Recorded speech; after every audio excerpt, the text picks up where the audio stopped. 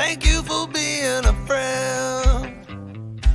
Travel down the road and back again. Your heart is true. You're a pal and a confidant. And if you threw a party, invited everyone you knew, you would see the biggest gift would be from me, and the card attached would say, thank you for being a friend.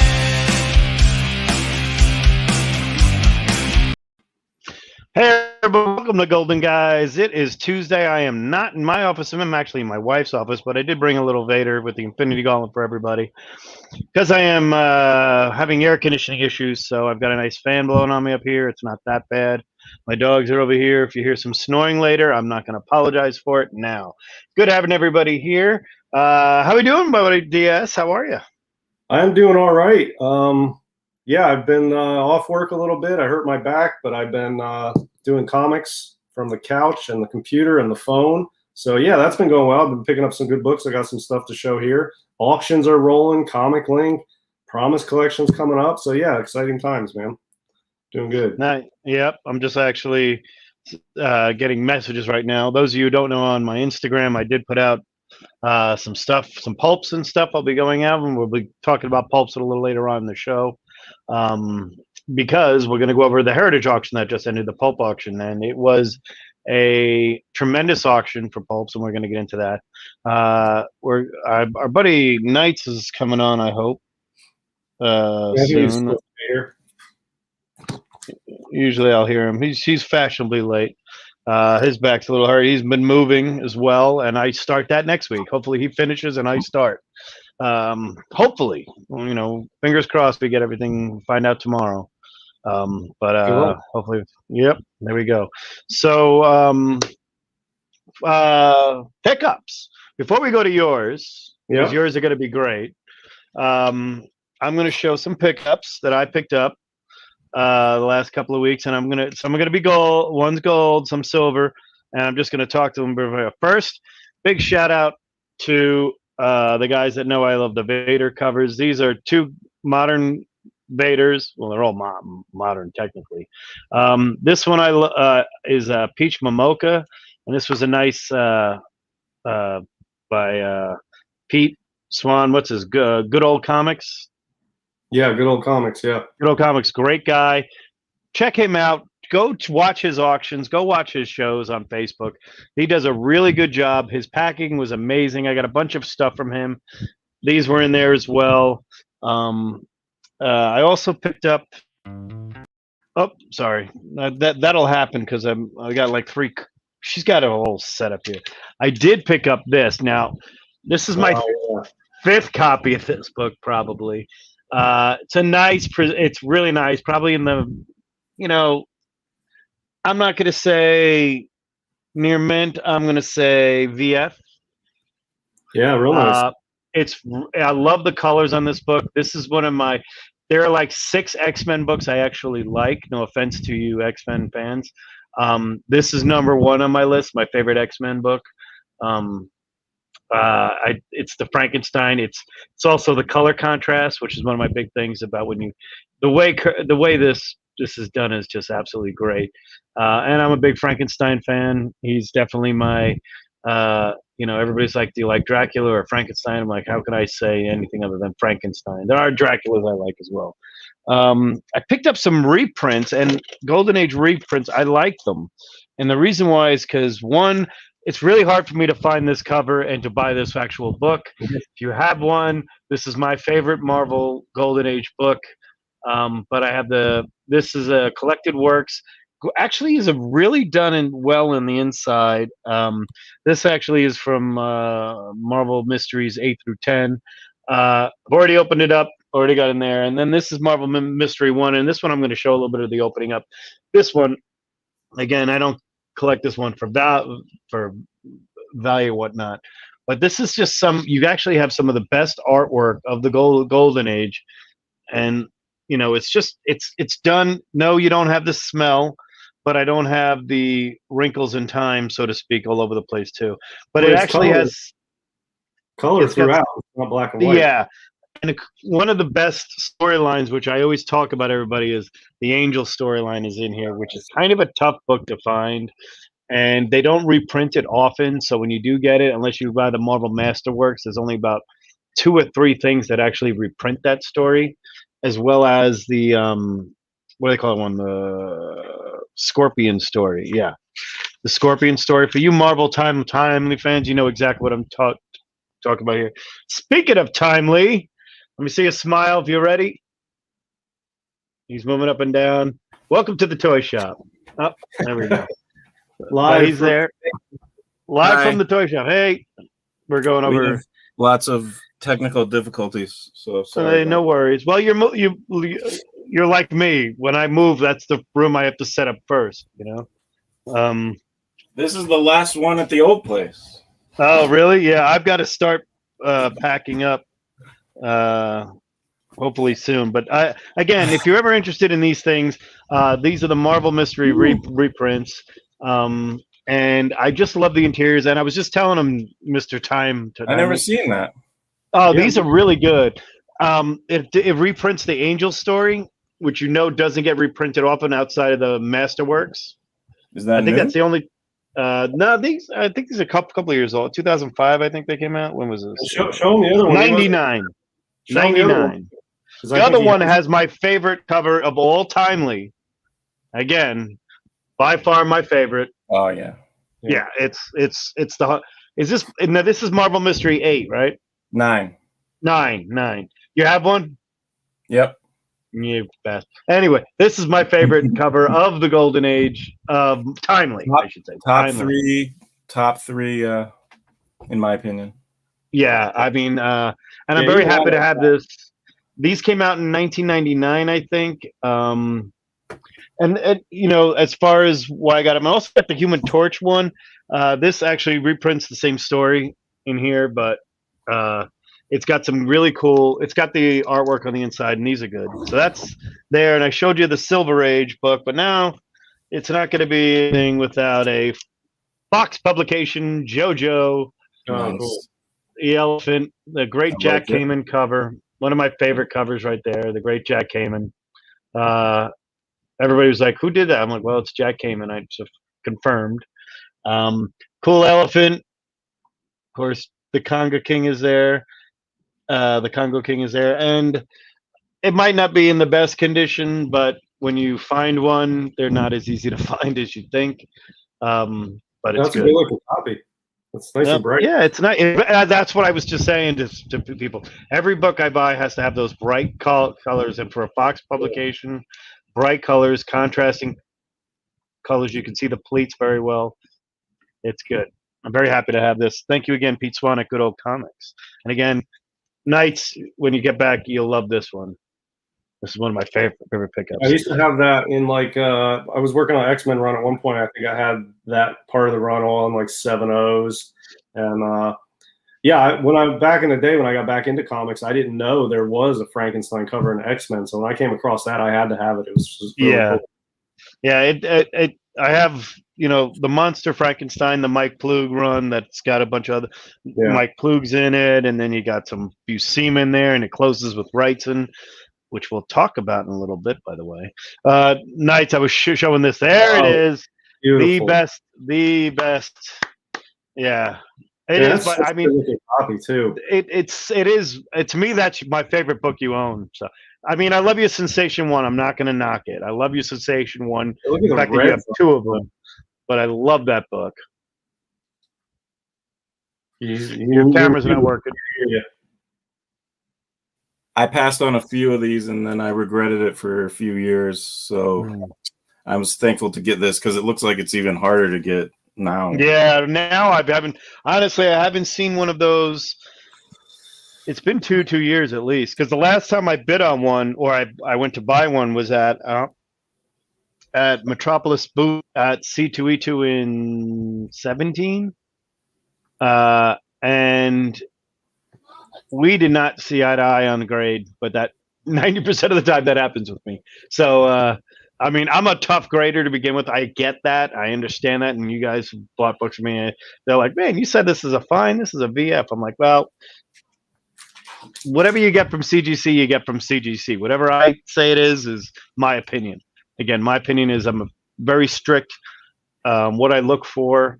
Again, I don't care so much about the number on top as I do about what makes the book the best, and we'll get into that in a little bit. Yeah, I don't recall ever seeing, since I've been back in the hobby since 2015. I don't recall seeing issue 9 for sale anywhere. I might have, but it's one I don't. In the last 3 years, I would have been aware of it, and I haven't seen one. I think I saw one. I saw one like guy on Instagram say he got one.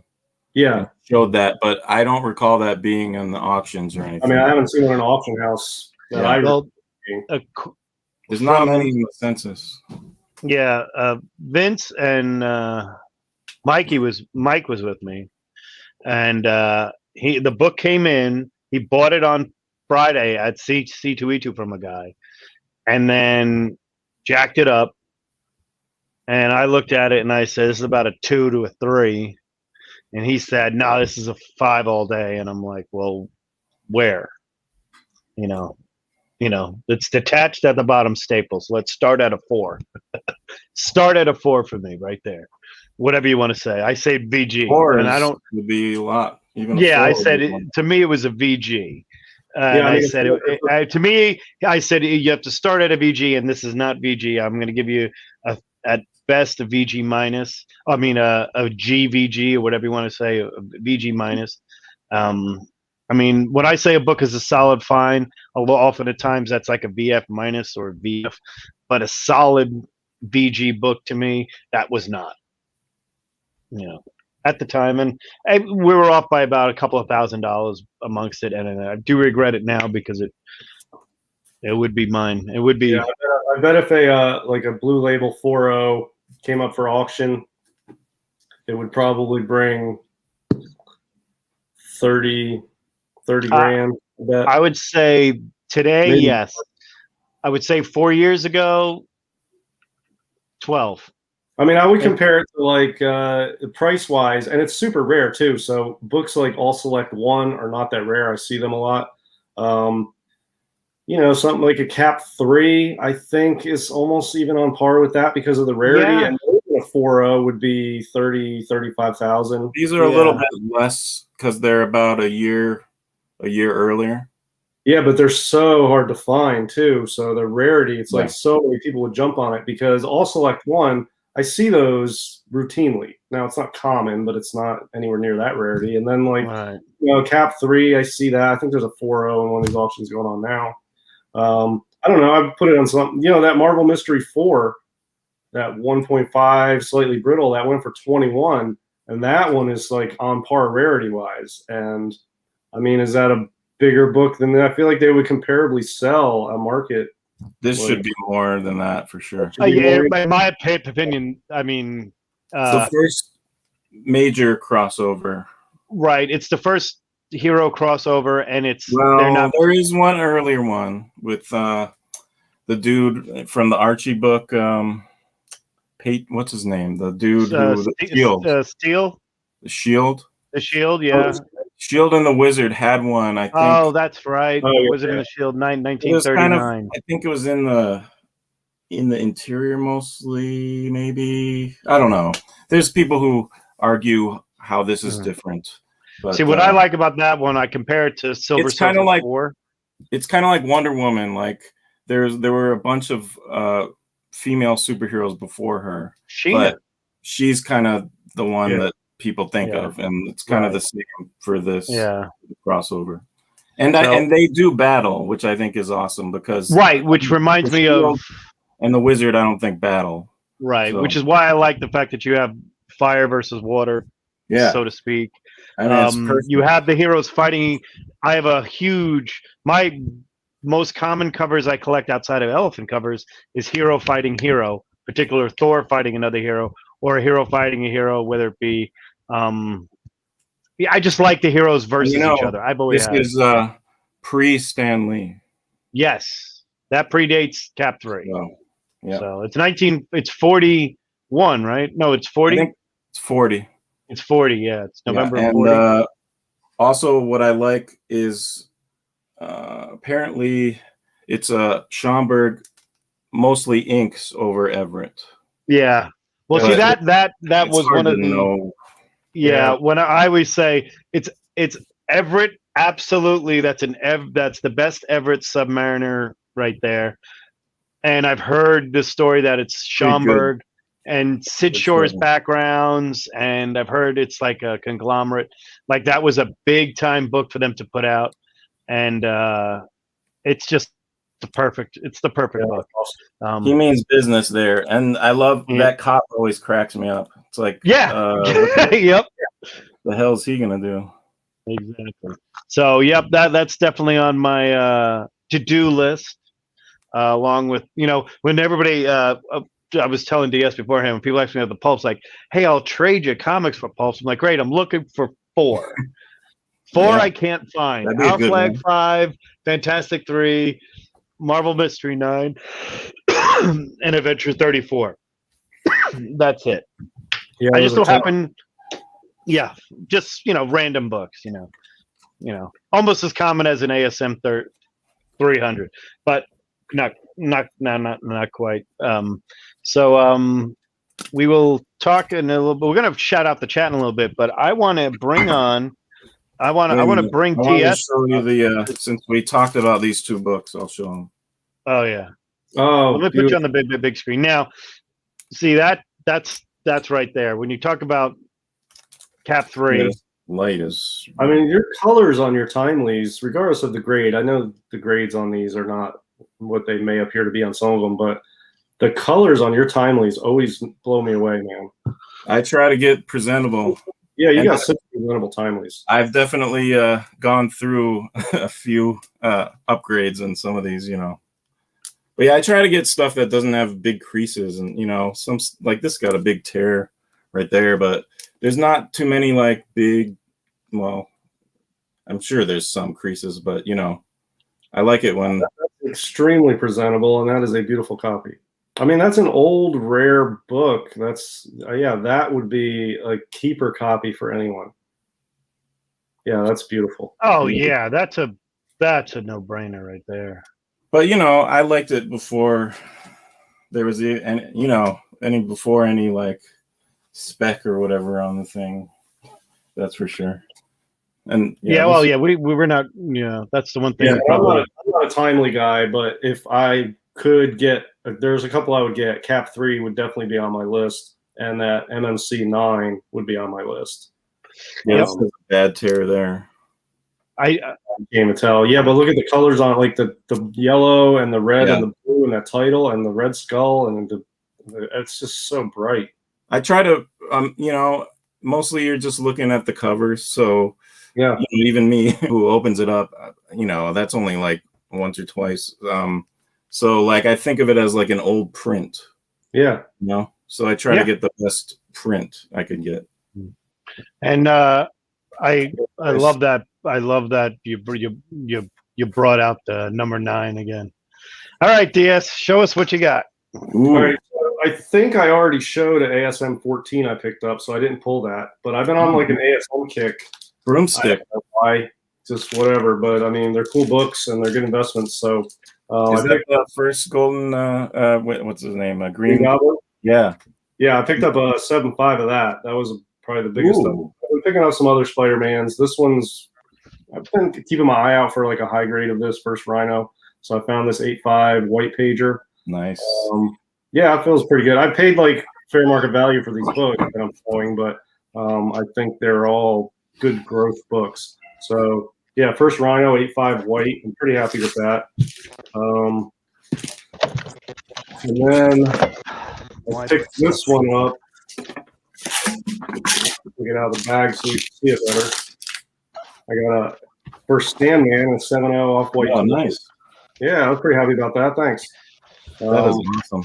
I love the first 10 or, well, no, I mean, the first like 20 Spider-Mans are so great, Yeah, I've got I'll show you a couple others that are on the way, but I got this one 7.0 off white to white. I bought this International Comic Exchange from Canada. I think I got it from them. And then I picked up one Golden Age book a while back, and it just arrived finally from Connect, and this is second highest graded. And so this is from before COVID. You bought this? Yeah, right. Jumbo 159. It was a silver. I love that book. It's great. 7.5 off white. There's one higher and an 8.5, but yeah, I had one copy of this, and JD has that one from me, and yes, I do. Fine. Beautiful black cover. I'm not like a jungle collector, but this cover is just so striking. And the black cover, Golden Age, you can't go wrong with that. And what do they say? I feel like I got this for a good price too. I mean, this was way cheaper than I thought it would be, so I guess that's good. And there's only 12 on the census, so yeah, I was pretty happy with that. Who do they say did the cover on that? I want to make sure they got it right. It doesn't say. It says Jack Kamen, Robert Webb, and Tony D'Adamo art. So I really don't know. Yeah, that's a Jack Kamen cover. Well, yeah, pretty happy to get that one. And then I also picked up, I'll give a preview here. I picked up an ASM 3 also off of Heritage in a 7. Yeah, that just today. 3 is a good book. Off white. 7.5? Yeah. Holy. Yeah. I know. It was on Heritage on Mother's Day on their Sunday night auction. And really, when it came up for live bidding, I just clicked the minimum bid, and that was it. There were no other bids, and I won it. And then I also picked up a National Comics 5, a Lou Fine cover. And when that came up, I bid on it, and that was it also. So I feel like there wasn't as many people on. So I'll show those when I get them, but that's all I've got. Is that the ship one? What's that? Is that the one where I'll show you a picture. I've got it saved on my phone somewhere. Wow, ASM 3 is so good. I did win something on Heritage. Oh, there's the National. Oh yeah, I love that. Let me show that. Yeah, that's a good one. Yeah, yeah, I don't know if you put that on your IG or you texted that to me. Yeah, I think I did put it on my IG. And I'll tell you, that was a really nice one. $100 for that. I feel like that's a sweet deal for this book. Yeah, it is. $20? $1,100. $1,100. Speaking of good deals, so I don't know if anybody collects movie posters at all, but on Heritage a couple of nights ago they do that. If you ever know, Heritage does their movie posters, and of course I bid on the same 7 all the time. But a rarity comes up once in a while, and I won this for Lawrence Taylor's number in dollars. That is 1951 in a fine plus. There's not much damage to it right there. And it's a whole hearse. It's awesome. I showed it to my wife. She goes, that should be the entrance of your comic in the new house. That should be on the wall with all the, because there's no sunlight coming in there with all the elephant covers. I said, we don't have enough wall space for 123. But there is, we were talking earlier, and I'm definitely going to got that one up there. Knights, did you have anything you wanted to show, or you've been moving, right? I have a couple things, but it'll be a few minutes. Okay, so let me shout out the chat while we're here, because I wanted to do that anyway, because I apologize, you guys, that we haven't been doing every week, but with Knights moving and me doing ready to move, DS is he's been carrying us for all these 2 years. Finally, his back gave out from carrying us, so it happens. Mr. Gretzky, great having you here. Hello, guys, good here. Sean Freeling, hey guys, great having you here. Tim Marshall, thank you very much for joining us. Comic Mad Musing, hey JD and DS, and then hello gang. Ricky Martstadt, thanks a lot for being. Oh, hey, yeah, guys, yes. Chris Barrett, thanks for having me here. We can have a show. Our good buddy Ben here. This is a Golden Age Detective at auction on Comic Link, and it finishes in 25 minutes. Ooh, that's true. People are keeping an eye on Comic Link right now. And Mr. Barrett, we are live in the Tokyo Dome. And then we've got here Man Cave. Great having you here. Really my pleasure to have you here. Talking about Bill. And then he goes, Chris, saying hello to everybody. Comic Padre, what number was that jumbo? That jumbo is 153, I believe. Right? 159. 159, sorry. Yeah, it's towards the end of the run. There's only 2 more after that. Runs must have been really low. There's only 12 on the census, and I think there's not Ross floating out there, because I've been looking for it for years. I've come across one sort of VG-ish copy that JD has, and that's Right. it. Other people have it, but it doesn't come up very often. It's towards the end of the run, so I think there's just not a lot of them. Since I started collecting elephants in 2012, I've seen that's the third one. Rick from Heritage had one, or he knew a guy with one, and we talked about it, and the guy wanted a little bit more. You had one that I promptly bought off you as soon as you got it, and I don't know, and then came, this is the third.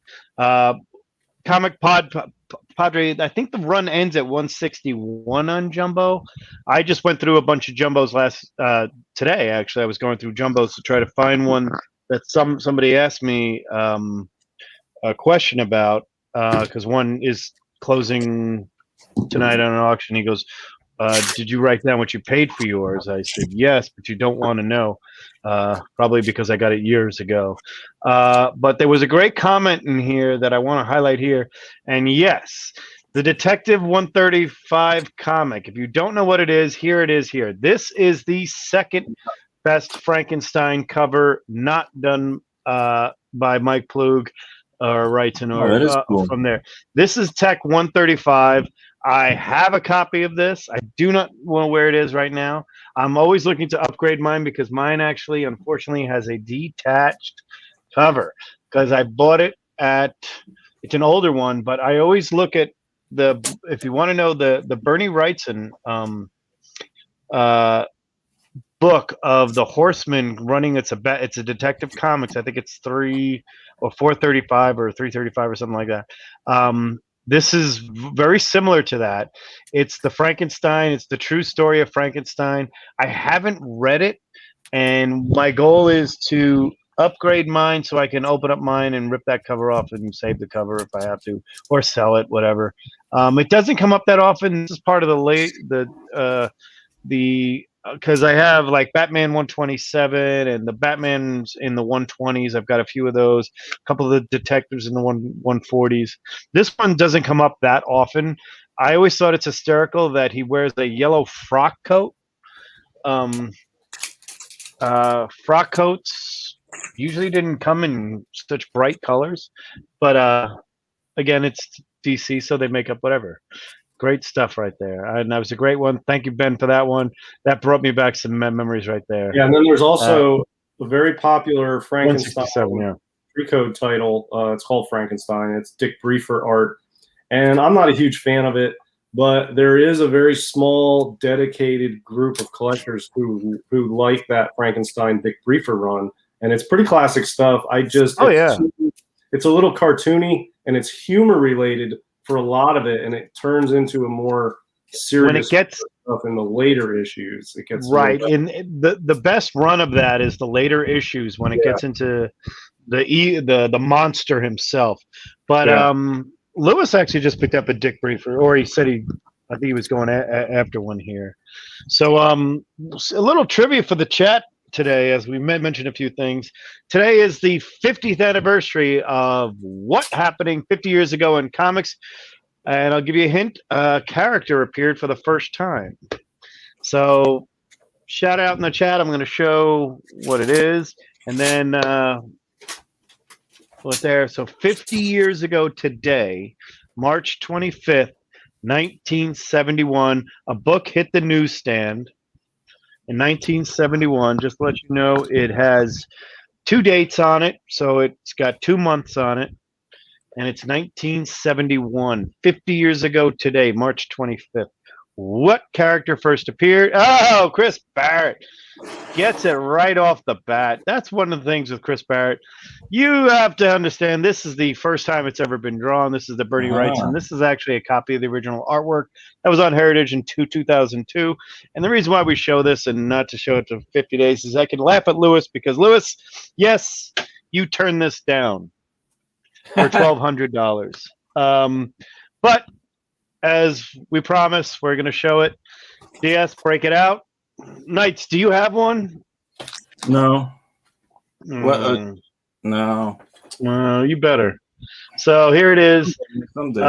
2 great copies. This is my copy here. Again, mine might be the lower grade, and I'm okay with it.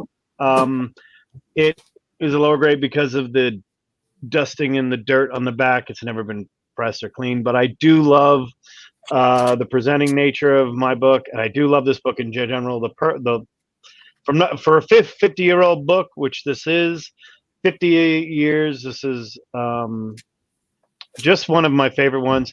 And the girl, by the way, is Louise Simonson. And 50 years ago today, and you'll see on the top it says 6/7/71. But this actually of the House of Secrets 92 came out on the newsstand May 25th, 1971. 50 years, happy anniversary to one of the greatest books of all time.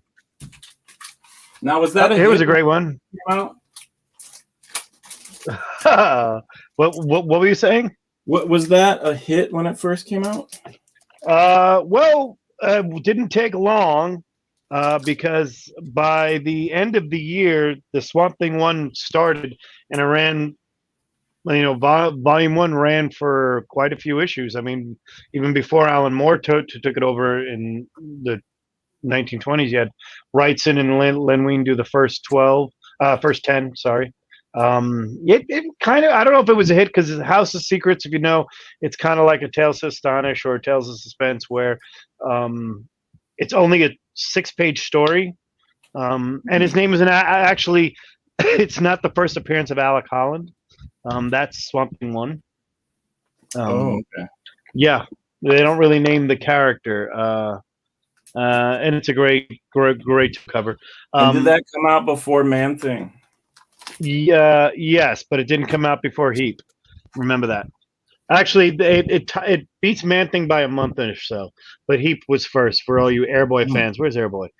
This is a modern Swamp Thing one, but when somebody asks me what's your second favorite Swamp Thing not done by Wrightson, I couldn't come up with anything of that era, so I grabbed a modern one, and I just want to show why, because it's the actual becoming of Swamp Thing. It's another version of what we see in this panel.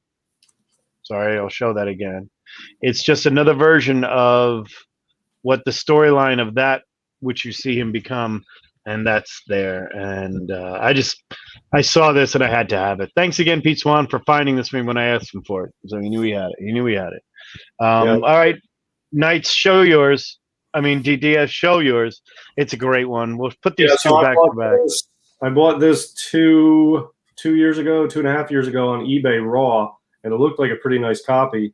I thought it was like an 8590, and when I got it in hand, it looked like an 8590, and I had it pressed and sent it in, and it came back 85 or 80 off white to white. Pretty nice copy. There's not really anything wrong with it. I mean, it's 80, so it's nice. And so I only have like, I don't know, 12 or 1300 into this, something like that.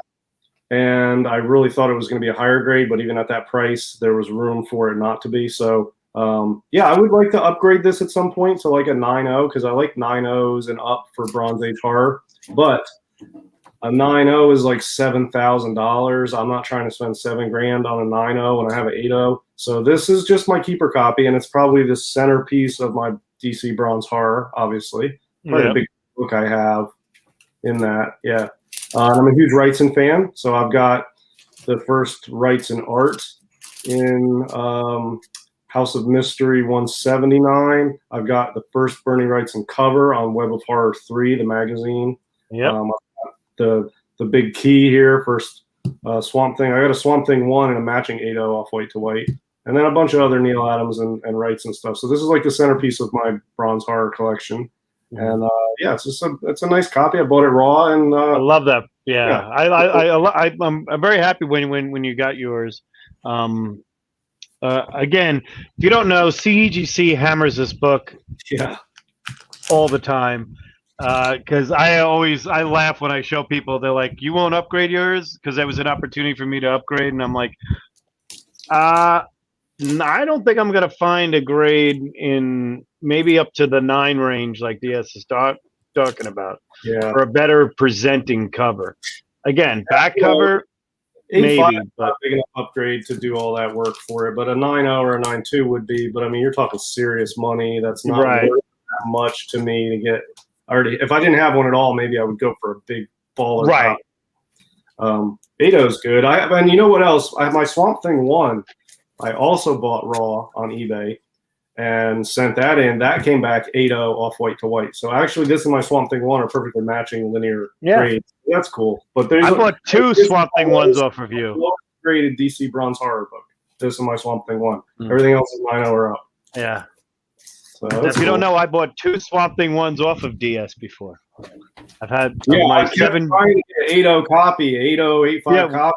I got an 8-0 on mine, and then I found another one at a con. I got a 9-2 on that one.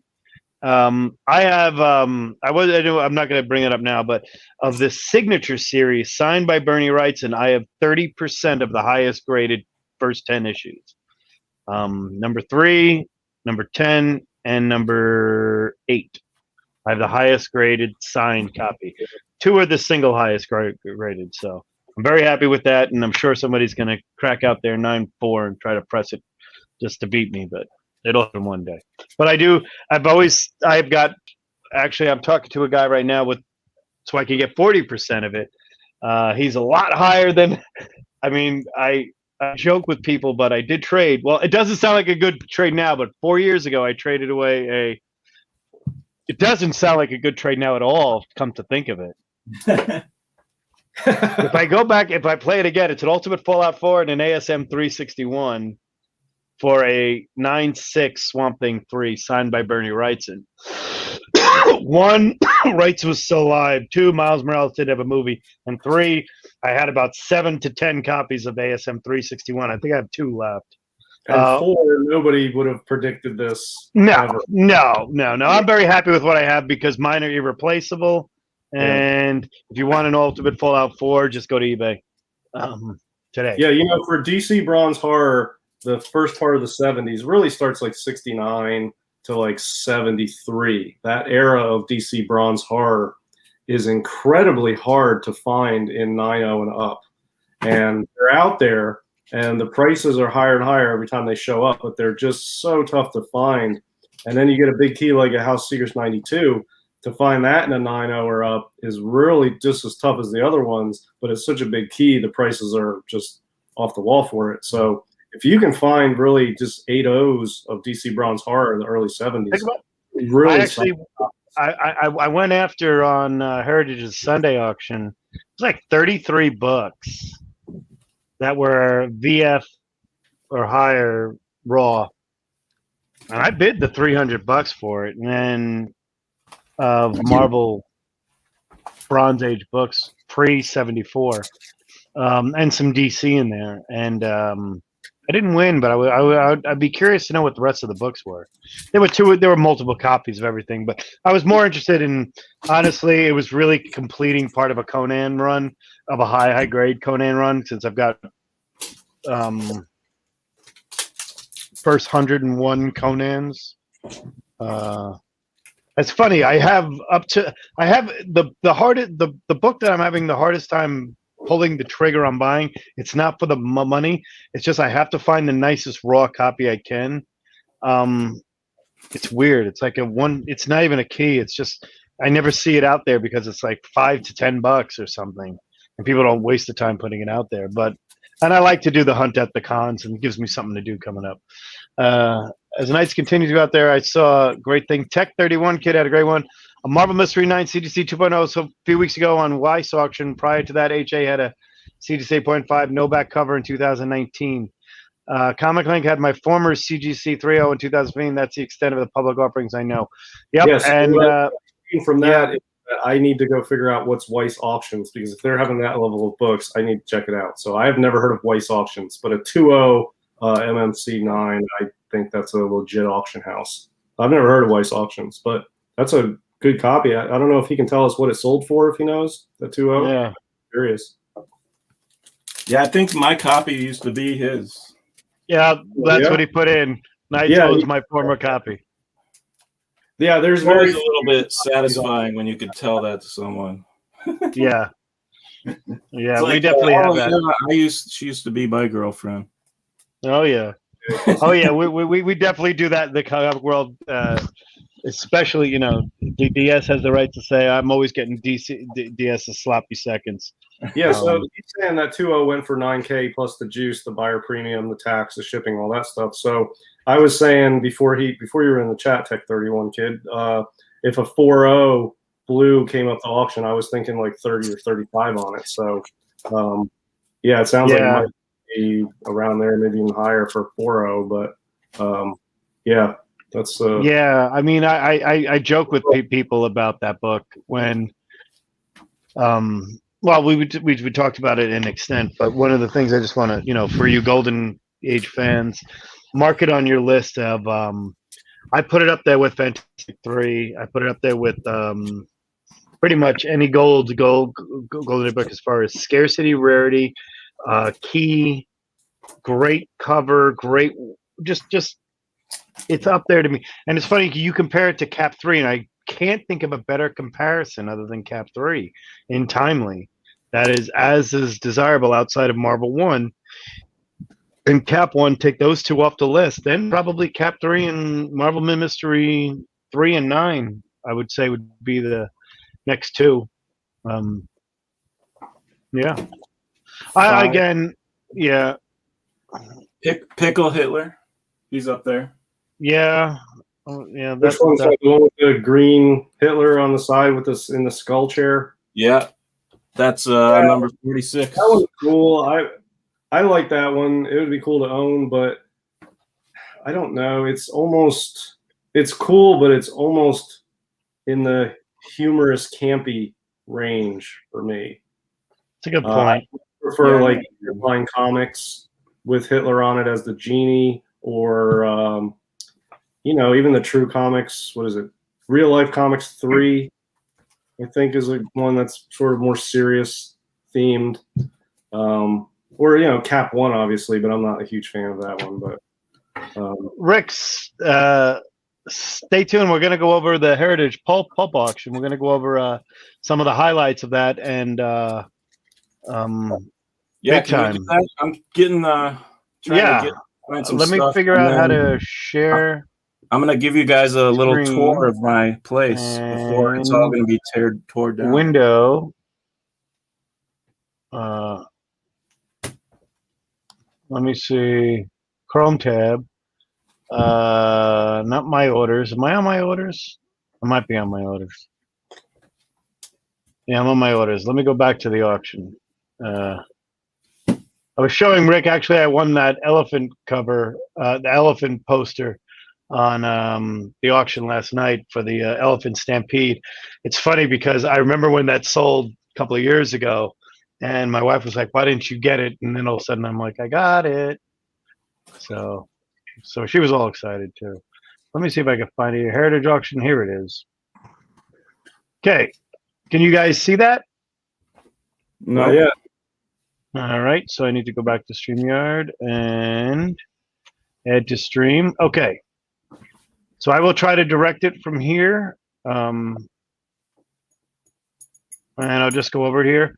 First off, congratulations to the Pulp sellers and to Heritage for having probably the most iconic pulp auction I've ever seen, and some of the greatest books I've ever seen sell for some of the most amazing prices. First off, we got to talk about the Shadow one. The Shadow one, 156 all in, or which is just outstanding. Again, if you don't know Shadow one, and I'll click it. Shadow one, in its own right, Shadow. You'll see there are more action ones than there are Shadow ones. I'm going to say that conservatively right now. This is a book that just doesn't show up, and it is a very hard. That's the Shadow appearance right there. This cover, if I believe it's from a thrill something cover swipe, actually. This cover is a cover swipe from years before, and it's just a great job. The Shadow Nose, and it's just the cover is cool, even though it's not he's not on it, but it starts the run of one of the most, actually probably the pulp that made pulps go from being a small amount produced to being the hundreds of thousands that were produced per title, one of the most popular ones out there. And this is a great one. Congratulations, setting a record for pulps at 156. Yep, no, you won't see that. Then we've got Weird Tales, one of the great covers right here. This is the first one. Very different. This is, one of those that you just, it's again, rare, scarce. This is beyond scarce. Yeah, and I love the trade dress on this era of the Weird Tales. It's just so funky and cool. Yeah, and I looked at this spine, and that's amazing. It's just really good. I mean, what a great find. It's very rare. This actually, there are actually two different covers for this. This is the very rare version. Very rare is the highest as far as when the level of availability. It's just really just an amazing job. Congrats on this one to both buyer and seller. Then we've got the Doc Savage one of the iconic characters of the pulp era. Again, great price for, again, not a very easy book to find by any means, but you will see 5 of these before you'll see another Shadow one. I promise you that. Maybe even 7. Great lining on this one. One of the best backs there is. And that's it. Man of the Bronze. And a great run here. A couple of other highlights I wanted to bring up. Oh, this area. Now, this is not the Houdini cover. This is up there, though. The Houdini's the one. This is the vampire one, which, if you really want to collect vampire covers, this has got to be on your list. This is probably the dark GA pulp, the Invisible Monster, the Horror at Martin's Beach, and it's a Lovecraft. So it's got so many factors in it. I actually thought this was going to go for more, but I'm very happy with what I personally think that the Lovecraft factor would have driven this up. But it is a great copy. It's VG. Doesn't come up that often. The Houdini, great book. Black cover. I mean, I'm all about the old school stuff that's black covers because they're just so striking to look at. And if you get a good copy that's not marred with a bunch of creases or anything, it's just striking old paper piece to look at, especially like old LB Cole comics, black cover GA books, and the black cover pulp. I like that Harry Houdini one. That's a classic. Yeah, the Houdini one comes up. That's rare. Now this is an iconic book, not so much for the cover, but for what's included. And this is a book that I looked for in the collection I have. I have looked for this probably every time, saying, how could this not be in there? This is the Call of Cthulhu story, which is the Lovecraft character that everybody associates Lovecraft with. Not my favorite of the books.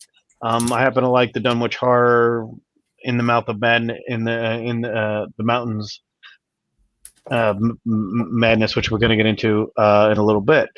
Great book, The Ghost Table. This is great if you look carefully right there. It's pretty badass on that table. I actually am a huge fan of this, and this went for a tremendous price for a VG copy. We're going to get into the how much? 9,000. Nine all in 9,600. Oh, I see one of my favorite Brundages coming up there. This Suicide one. The black cover with the girl in the orange dress. Yep. This is probably, and again, Seabury Quinn, if you don't know, is probably one of the best writers, story writers of Weird Tales during the run. And Brundage did so many of those covers for Model, and they always had the girl. Margaret Brundage is the best female art drawer of the pulps. And I mean, she drew females and she was female, but just a great job. This is June of 38. One I've actually looked for in the collection. Be surprised I don't have it. Again, it includes the Robert Lovecraft, H.P. Lovecraft in there, and Robert E. Howard, the creator of the great Conan. A block is inside there. Seabury Quinn, which is one of the great storylines, and it went for very high presenting price. And a VF.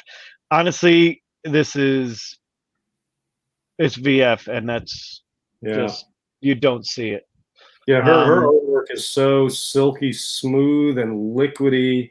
It's almost like the art is poured onto the page. I don't know how else to explain it. It's like her artwork is just so silky, and it's just really engaging to look at it. And I don't know, this is my favorite pulp artist, I would say. And I actually almost bought one of those when I was in my short pulp phase.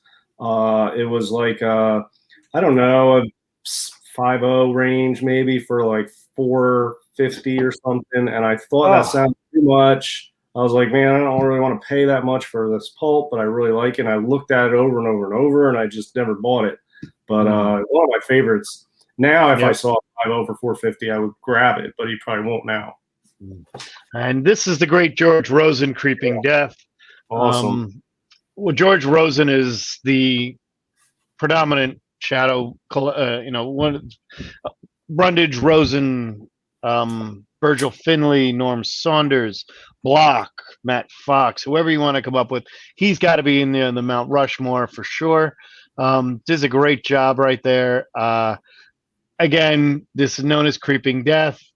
This is how everybody refers this book as, The Creeping Death, and it's a classic cover, and one of the most sought after of all the pulps. The next one is a Lovecraft. This is At the Mountains of Madness. Yes, I was a consigner on this one. This is one of my copies. I will say that this did a lot more than there, but this is a Key to the Lovecraft run, February, March, April of 36, as well as June of 36 is another great astounding Lovecraft storyline. And this was a pretty good copy for being from 36. It was a really nice copy. I think they graded this one a fine, which is exactly there. The next one I wanted to shout, this is the other one, June of 36. This is another Lovecraftian one. This is The Shadow Out of Time, probably one of the better shorter stories you can get there. When we get to Brundage, let's just show this one here. This cover I have looked for. Now, this is a Brundage file copy, which on our show we talked about the Brundage file copy. She received, when she got the job, to know what she was getting into, they sent her a bunch of the works of all the, Gigi Pendarvis, and then was Rankin did some covers, but this is what she was getting into, and you could see the antagonist, the Scourge of the Behemoth. Great stuff. I mean, just a great book there. More highlights for everybody. First, Spicy Mystery. This is again, if you want to know the characteristic of some of these artists, if you want to know, Parkhurst's characteristics has always been the eyes. And the one thing about Spicy's is the over exaggeration. As much as Kirby and Buscema would over exaggerate a punch on a superhero, they over exaggerate the eyes to a point right there. This first appearance of Conan, Robert E. Howard, right here. Really, really just, if you're a Pulp fan, you know what that is. You're into it. You're a Conan fan. That should be a little more, though. I don't know why. They're not. They're not scarce. Yeah, really. I've seen that one several times. So yeah. Again, this is it for the grade. This is really hard to find. Period. This is a great cover. The snake with the naked woman. It's a Robert E. Howard story again, and this condition of this book is just unbelievable. It's absolutely fantastic. Other thing I wanted to bring up, got this one. I lost out on this book. I'm going to show the elephant cover, To Tame a Tiger.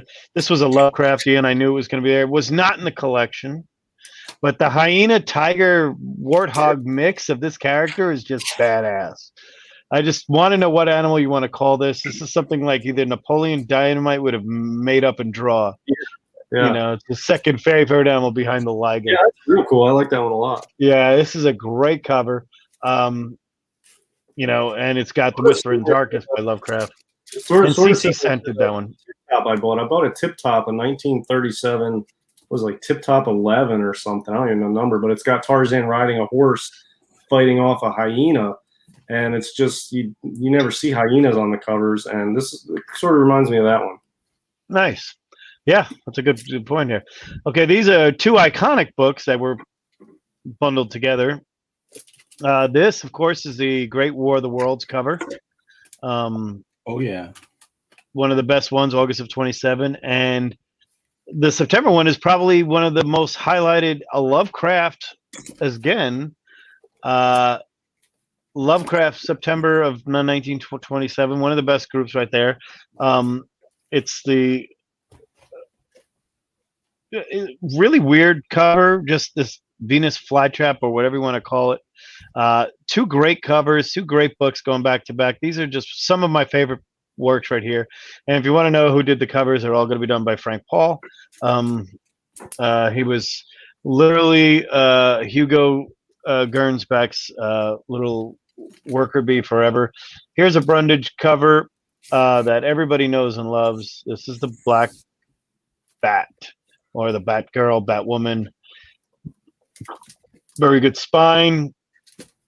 This was a VG Plus copy. Handled its own very well in a very tough auction. Yeah, I always consider that to be to make a PCH analogy. That's the Chamber 19 of pulps. It's maybe not the most expensive or the biggest key or whatever, but it's the iconic pulp image that transcends pulps. Like Chamber 19 transcends pre-code horror. That everybody knows that image. So maybe not the most expensive, but maybe the most iconic. So that's what I think about that Batgirl one. I do want to bring up the Spring-Heeled Jack. I talked to Lewis, and I've seen these books before a lot. These are graded, and are they pulps? Are they Platinum Age? What are they? They're kind of a crossover between the two.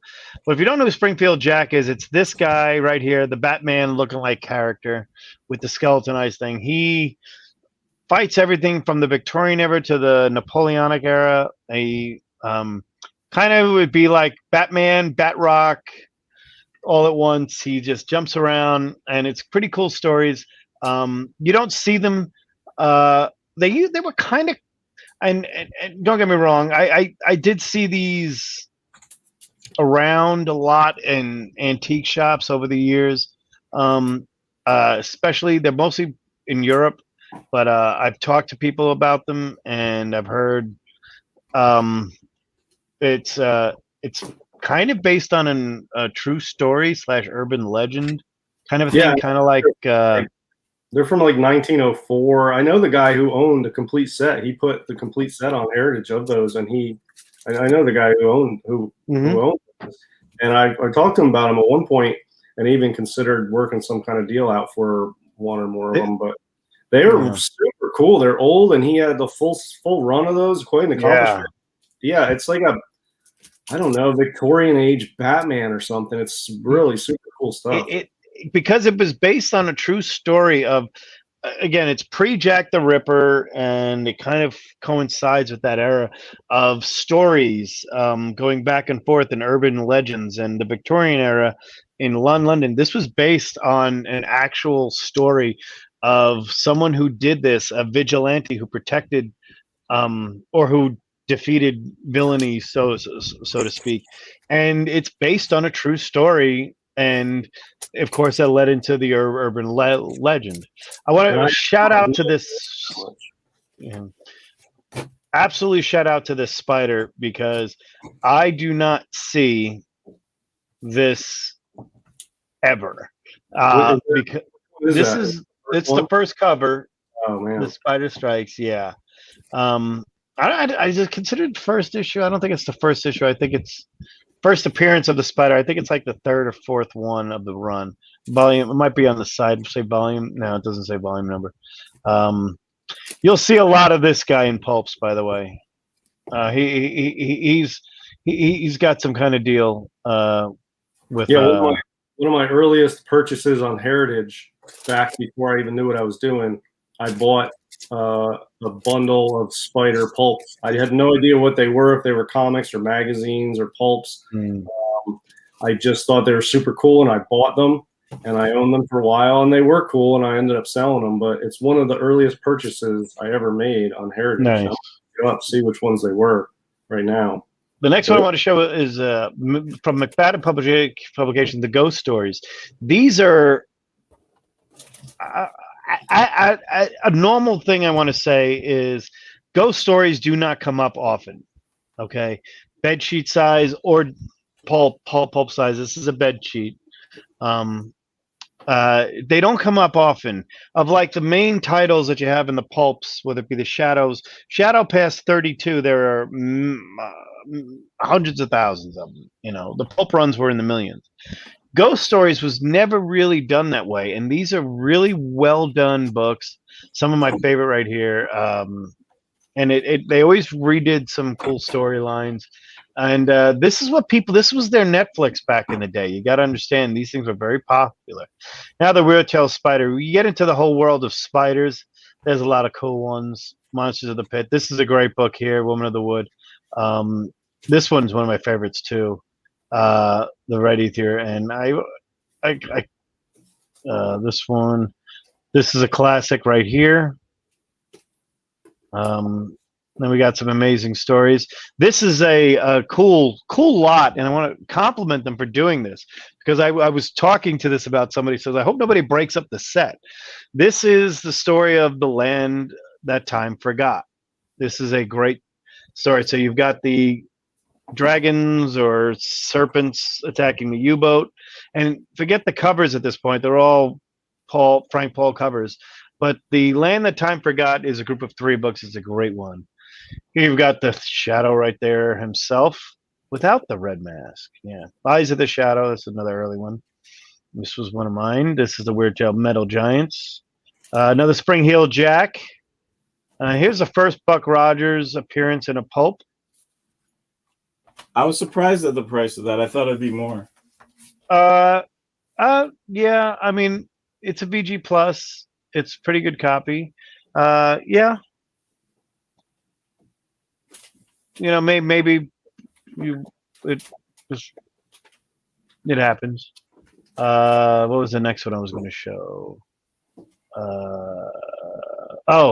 Then we get some saucy books. I think someone got a deal. Wait, what? Tell me the price on that one again. So it's sold for $16.80, but that's with the buyer's premium. Dude, so, that is a mega deal. I mean, like, when you think of pulps and you think like, okay, if I always do this to figure out my mega keys, is like if there was like a record of the human race and there was a dictionary or an encyclopedia or whatever that chronicled everything we did, there'd be a pulp section, and they showed, we only got room for like 6 or 7 pulps. This would be one of them. This is in there for sure. Yeah, so I would agree with that. I mean, and you're talking like that's less than like what, a Secret Wars 8? Yeah, right. You know? Yeah, we're not going to get into that. Yeah. This is a great Brundage copy cover, by the way. The Witch's Mark, and there's, again, Seabury Quinn. You'll see that name a lot in there. Here's some Robert Howard. This is a Conan story. Great book here. This is a classic Brundage cover. Jack Williamson is also on the inside. Some of the best writers. This is an early, very August of 28. This is another CC cover. Again, for another first Conan. Here's Terror Tales. Kind of a... Yeah, I like that one. Terror Tales for horror tales, Terror Tales, and you know they're kind of birds of a feather in the dark GA. They're just known, again, look at the eyes. Look at the eyes. Look at the eyes. They're always overdone. There's another Batwoman. The Bride of Osiris. This was somebody talked to me about this one. They did buy it. I was very happy. Congratulations to him. I said, I haven't seen one of these come up in a while with the cover looking as nice as it did. And there you go. This is, again, classic Jack Williamson storyline of right there, Margaret Brown Rutledge. Again, The Heart of Siva, another Seabury Quinn story. And that one looks like early Detective Comics. This one? Yeah. Yeah, I have a... You have a lot of shadowy figures on those early texts. Yeah. Now this, to me, if you have the first Buck Rogers, this is the first cover appearance of Buck Rogers. And it's the only cover appearance of Buck Rogers in pulp format, and it's the last appearance of Buck Rogers. There are only two. So there they are. What year is that? 19. This is March of 28. Yeah, I've got a Buck Rogers Kellogg's giveaway. March of 29. Sorry, March of 29. From 1953, so that's pretty early too, I guess. Yeah. Got a few copies of this one. Marvel. This is the Marvel. This is not the first one. This is, I think, the third one. But it was the first Marvel of the bunch that showed up in the high price ones. Yeah, this is a great book. The Red Circle brand. Yep, Red Circle. There it is. Got some more here. Here's Horror, very similar to the Terror title that we saw earlier. There's Terror and there's its sister, Horror. Again, eyes are right there. This is creepy because they're cutting the head off a gorilla. Then they're going to cut off the girl, and they're going to replace the girl's head with the one in there, if you've read this story. Yeah, I think I saw Basement Jack's video of that. Yeah, it's pretty crazy. This is, if you thought Centipede was bad, try that. Here's some Khazars, which, if you don't know, Khazar, one of the great ones of the Bronze, Silver Age and stuff like that. Little ish run-in with Hulk. Actually was a Pulp first appearance right there. Then you get these great snappy detective mysteries, and see, these are just really cool in their own right. This is what a lot of people talk about again. Brundage, another ghost stories. This is a classic book here. You don't see this one. This one actually, this is the. It's just it's. I was shocked at the price of this one, but it is a great cover. It's creepy. It's kind of a War of the Worlds, but organic. You know what I mean? Organic version of War of the Worlds. Nice break copy too. Yeah, it was right there. This is a great book here. Jack Williamson, and I believe this one does have part 5 of the Conan story, Hour of the Dragon. Right. This was a great. There's a few of this one that you find out there. Good Phantom of the Opera book here. There was one more or two more I wanted to show. There's some Terror Tales, Horror Tales. This one. This is probably the most iconic Terror Tales cover for you skull covers collectors. Yeah, if you're LB Cole fans and everything else, this kind of combines a lot. You have an oversized skeleton grabbing the girl like he's Kong, with some hooded menaces around there and everything else. This is all the Terror Tales. This is the one I see the most of out there. The Howitt cover. Absolutely great job. L. Ron Hubbard, if you don't know who he is. Dianetics. And this is far, Dianetics. Actually, I'm looking for the first Dianetics, but I do have some of his earliest work prior to Dianetics and Scientology and all that was he was a pulp writer for Astounding. So that's something to look up there if you're interested in those. Some more great Doc Savages, The Man of Bronze. This is a gallery copy, so we're not going to get to that. One of a kind. Some more Terror Tales. There was one more Thrilling Wonders. There's some cool big bugs on Thrilling Wonders. Here's the first Marvel. Science Stories. Science Stories. Red Circle. Great book. Here's another Lovecraftian. This is the first Amazing Stories, and it's hard to find. I have one that's torn in half on the cover, restored. It's beat, but they're hard to find. Here's another War of the Worlds, good one. All right, here's the Ace Mystery. These are creepy. Some of these are. This is the last one of the bunch, but This is a great. I think the artist's name was DeSoto. It might be somebody might want to check that. I think it might have been DeSoto. And here you have your classic Shadow. First time two guns. No, it's not. That's November 3rd, 36. But he did just have his first. He didn't have the two guns for a while. That's a good one here. Again, more here. There was one last one that I don't see come up that was kind of more modern, but it was kind of cool. Ah! How's your Dark GA fans? You've always seen the poker cover.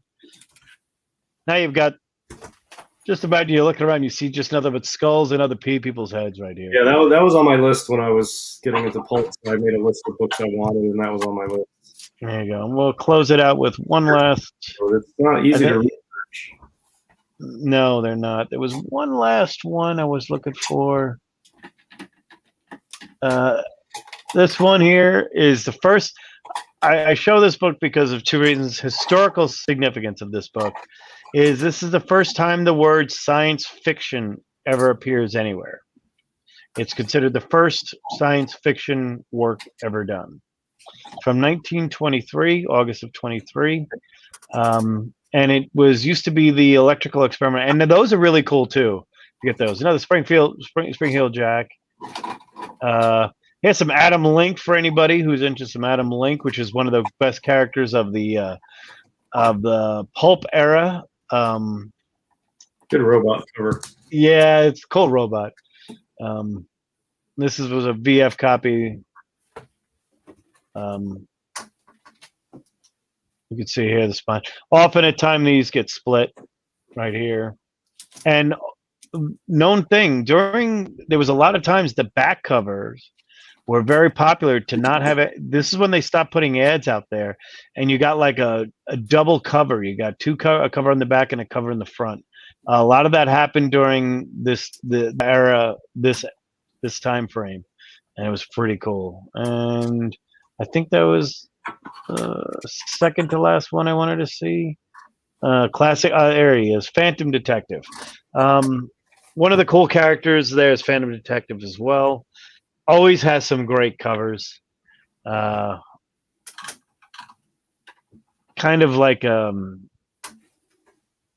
Dark GA. Here's the Bell. Shadow, great cover. One of my best shadows. Predates Kong. Gorilla climbing up a skyscraper, holding a man. Predates Kong. So that's right there. Oh, here's the Avengers. Eventually a classic show. Some Dime Mysteries. But overall, a great auction. Let me go to the top right here. I don't know if it has the totals. I don't know. Do they do that anymore?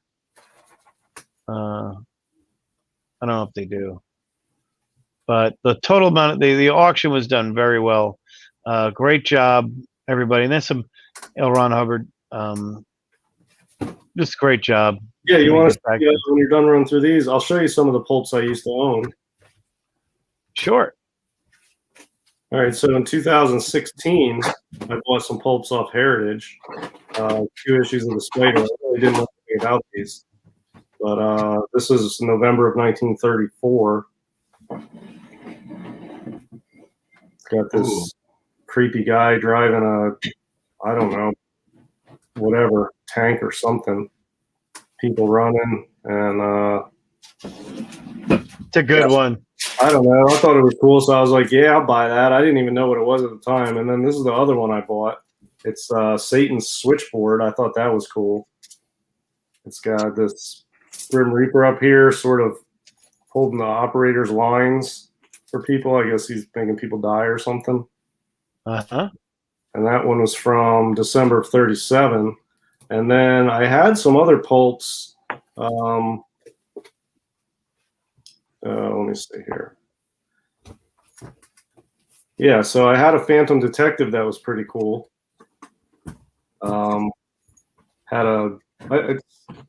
It's I guess a skeleton DJ or something. I don't know, but he's on the radio, old school microphone. And it's got, there you go. He's got a gun going too. He's got a little. Looks like a 380. Smoking like jacket little, too. So I had that one. I thought that was really cool. I had this mystery So magazine. Walter PK380, yeah. Thought that was a cool one. That's a nice one, yeah. Yeah, 15 cents. I don't remember what year it was. I had this was my favorite one, and probably the only one I mean, I don't regret. I could buy another one if I find it, but this was my favorite of the pulps, and I would have kept this now. I would have pulled the rest and kept this one. It was particularly valuable, but it's really cool. It's, Matt Fox. It's like 1937 or 38. Oh, and it's that got could be a Bach cover. A Bach cover, yeah. Yeah, it's a Weird Tales, and it's this guy in a gas mask and these dead people. See Barry Quinn again, yeah. And so I thought that one was cool. And then I had an Argosy that was just kind of neat. It had like the devil sitting on an island with a tonic. Yeah, there are some Argosy books that are really bizarre. I mean, pulps in general, we get it, are bizarre, but sometimes you look at some of the early Argosies from the 20s and 30s, and you're like, yeah, Wertheim might have come on to something. If he was around back then, it would have been a lot different, I'll tell you that. Yeah, and this is like a death ray or something. It's like dissolving the guy. Oof. Really know what's going on there, but he's firing like a death ray at him, and he's like dissolving the guy. That's pretty brutal. That's an amazing stories. Thank you, Rick. By the way, it was a thrill book. I knew it was thrilling book. I said thrill book. Yeah, it was a thrill book from my cover swipe. Was the first Shadow one. Yeah. This one was from the 50s, but it just had such a cool look to it. Fantastic. Oh yeah. Hey, I will tell you this. A lot of those, I'm going to put you on the big screen right now. One of the best values you can buy today are famous fantastic mysteries and fantastic stories. They were mass produced. They were all over the place, but you will not find you will find the best Virgil Finlay, some of the best Norm Saunders. Yep, this book I actually, I've given it away to a lot of people. I've sold that book before. It's one of those that it's not rare. They're a lot, but they're really cool. And they're great, and you could find them dirt cheap. And buy what you love. As I could tell everybody, buy what you love. But just make sure that, take advantage of when everybody's investing in a X and X book, because it's the first appearance of air conditioning in a 90s format. You might want to look at some history and check out Virgil Finlay and the great Norm Saunders, Margaret Brundage, George Rosen, for that matter. Yeah, see, Holmes, I love Norm Saunders. Saunders covers. Some good Golden Age comic covers too. Yes, he did. Yeah, he has obviously when you see his comics, it has a pulp to it. But yeah, so that's pretty much all the pulps I owned ever, and it's a handful. It's less than 10, but you could see they're like dark GA sort of type things. And I started to fall down the rabbit hole of pulp. I didn't want to sacrifice my budget for comics towards pulps, because I have a very limited budget, especially at the time. I have better budget now because I've hustled a little more in comics so I can get bigger comics. But now the prices of pulps have gone up commensurately too, so it would take an equal percentage to get back in that rabbit hole. I just focus on comics, but I did dip my foot into the pool of pulps there for a minute, and it was fun. And I had a want list. I was researching them, and really, really cool stuff out there. I'm glad to see they're getting some more widespread recognition, and the values are clearly, that's the biggest pulp auction in history, probably. Absolutely. I would agree with that a billion times. I don't think anything's ever mattered. Because I feel like they deserve those prices, but they had never been getting those prices yet. Here and there on some of the bigger ones. Really cool stuff. When I hit the lottery, I will go back into pulps. Until then, I always if you got to pick your spots, I just stick with comics. Yep. When I first got into pulps years ago, the first ones I bought were famous, fantastic stories, and my first loves were Virgil Finlay. Not just the interior. I actually, you could read them. They read like books. They read, they fell apart a lot. but I still have like my PC of pulps. Still exists. There's some in there. There's some people ask me what pulps am I looking for. That was a good question. I had somebody asked me. I said, I'm actually have them all. I'm looking for a few other ones, but it's going to sound weird. But my favorite run of pulps is the actual digests in the 53 and on. The fantastic stories. I just love when they redid stuff. The Philip Dick works. If you're a reader, you enjoy those because you can pick them up for dirt cheaper than you can a paperback. And they're vintage with the pulp cover, but the digest, so it's 1951, 52, and up. Some of those, obviously, I love my favorite. I love my Margaret Brundage. I love my Virgil Finlay. Absolutely love some of my other one. Thank you very much, Rick. Now this is a great number. Oh my God, yeah, that's killer. That is, congratulations. I did text Rick that night. I just said congratulations. It was one of those where, if you've ever watched, make sure you do Heritage live, and you have the sound up, and you're in a restaurant, because we were in a restaurant, and the earphone I had, or the Bluetooth died out in the middle of it, and next thing you heard, $1,200, $1,500, and it's so funny how it just keeps going. 1,600, and it went to 1,800, and we just watched a few of them hit the 6,000. Some of the big ones in there, and we had when the Shadow One came up, you just started getting looks from people, and we're like, we're not turning it down for this one. There's anyone else you could ask us to turn it down, we're gonna watch this one. So what we're eating at there's a lot of pulps out there too. Just when I was researching them, it seemed like the stuff from the 30s was the wheelhouse pulps. The 1930 stuff is the top of the list, and then the 1920s is pretty old. That's got quality stuff. And then it seems to drop off in value into the 40s. And then the 50s seem really cool, but much, much cheaper. At least they were back then. But the stuff in the late 40s, there's a lot of Matt Fox covers that are cool on the Weird Tales. There's a lot of good art and good stories in some of those. And the sci-fi covers from the early 50s are really zany too. And the late 40s. Some really cool, campy, like awesome sci-fi stuff. So I think it's still a new part of the hobby that is a lot of expansion still to come. And I will watch it for fun and entertainment because I really dig that stuff. But I don't think I'm going to jump back in anytime soon. But I really do enjoy seeing it. But if anything, if I come across them, I think there's probably tons of pulps out there that are just sitting around. Nobody knows they have value. I bet there's going to be some great pulp finds in the coming years. Sure. Blow people away.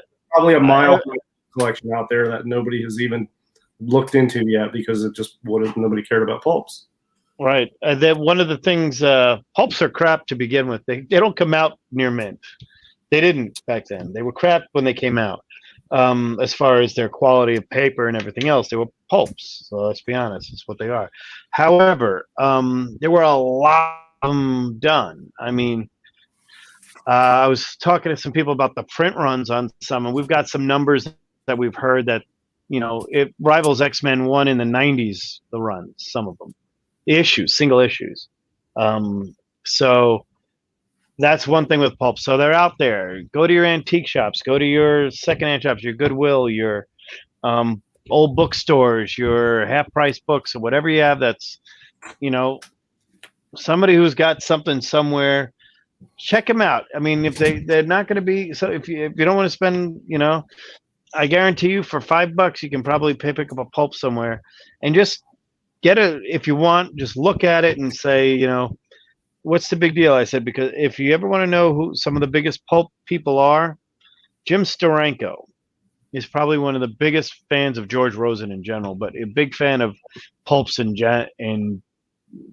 general. One of the things about, if you think about it, of a Silver Age character influence that's today, and if you look at this, the Shadow was redone. Remember, let's just be honest.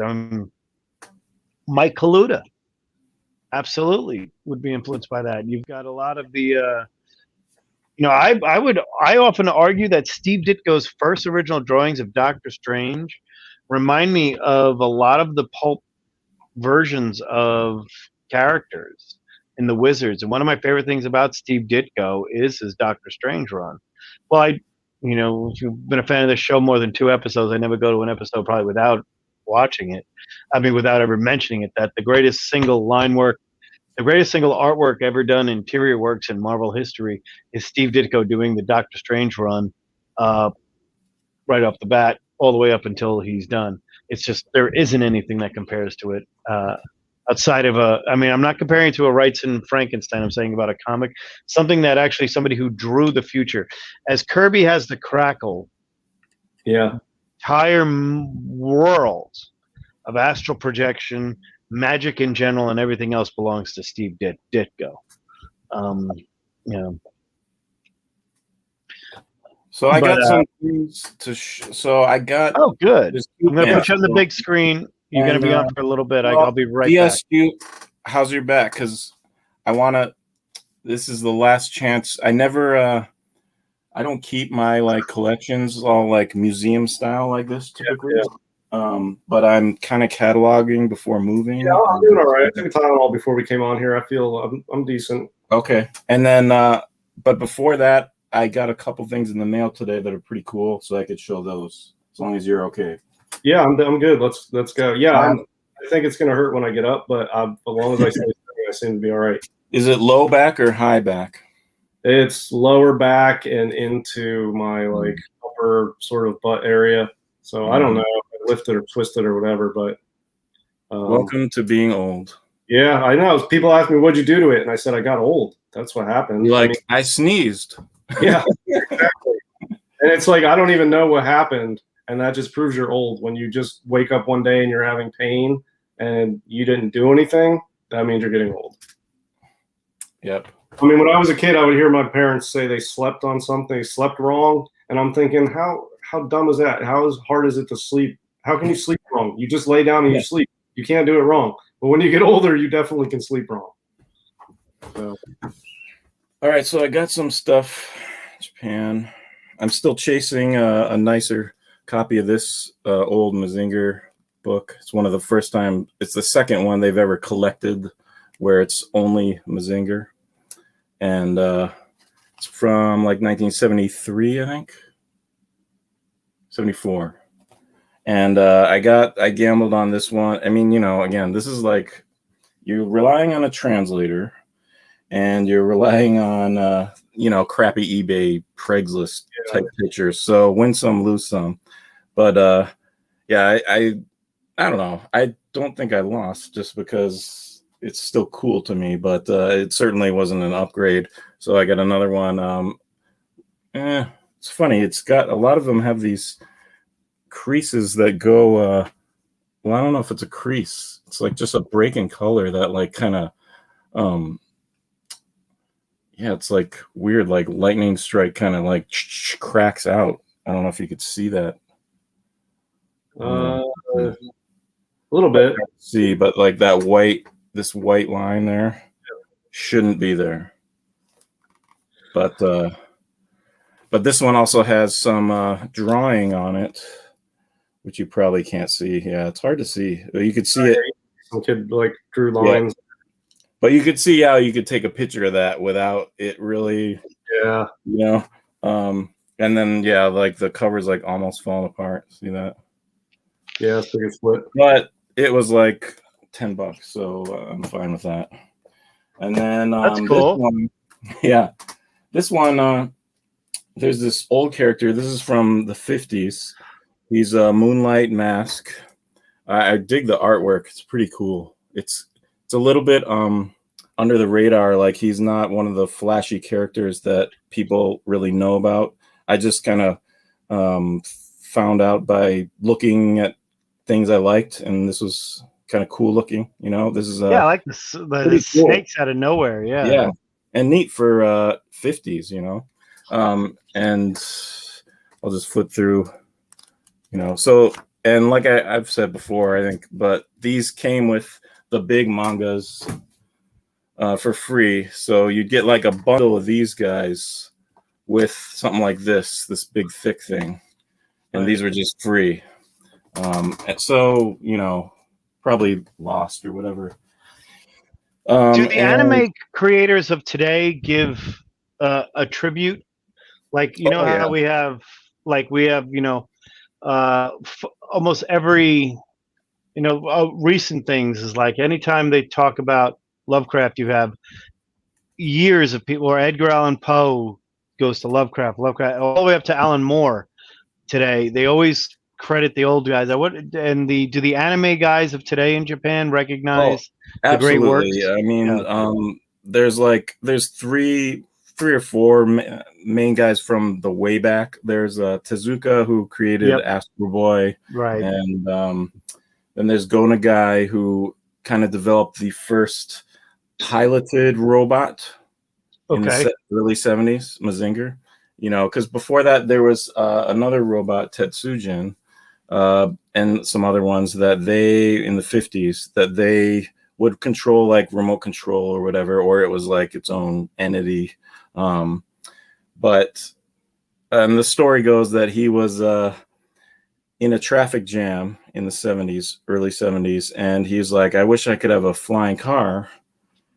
And then he thought of, if the hero had like a flying car, he could fly up to the top of this robot, land in the head, and then pilot the robot. And very cool. It is now we have the Power Rangers. Yeah. And Voltron and G-Force and Volt. Yeah. You know. And then, actually, it's funny. G-Force, the Battle of the Planets, which I guess I'll show something in case no one knows what that is. Oh, Battle of the Planets. This is one of my favorites. Runs. This is American. This lunchbox. Very cool. 1972. The Bird guys. That's the best one. The origin of this is kind of. I had that. Oh, nice. Yeah, metal. Yes, they took these away. Metal up until the 4th grade. You know, it was a good weapon. You could fill this up and clock. I hit Billy LaFave in the head with one. I did on the way home from school. I clocked him in the head with an Empire Strikes Back one. Yeah, well, compared to that heavy, thick rubber echoey ball that you get hit in the head with in dodgeball. You know what I mean? Yeah, there was 3 iconic sounds from that era. The thud of a tennis ball hitting somebody's head and butts up. I don't know if you guys played it. I lived in a city, but that's what we did. There's we threw a ball over his wall. Activities that are very dangerous and rough. It really builds character. And then there's another too. So that's going to. So first there's Tezuka, then there's a guy who created Tetsujin, which is probably not. But these are kind of the Rushmore guys. He created kind of the first big robot guy, Tetsujin, the blue guy. I'll show you that later. And then there's I always get this name wrong. Ishinomori. So he created one of his earliest things was this team right here. It's called Cyborg 009. And is that from the 60s? Yes.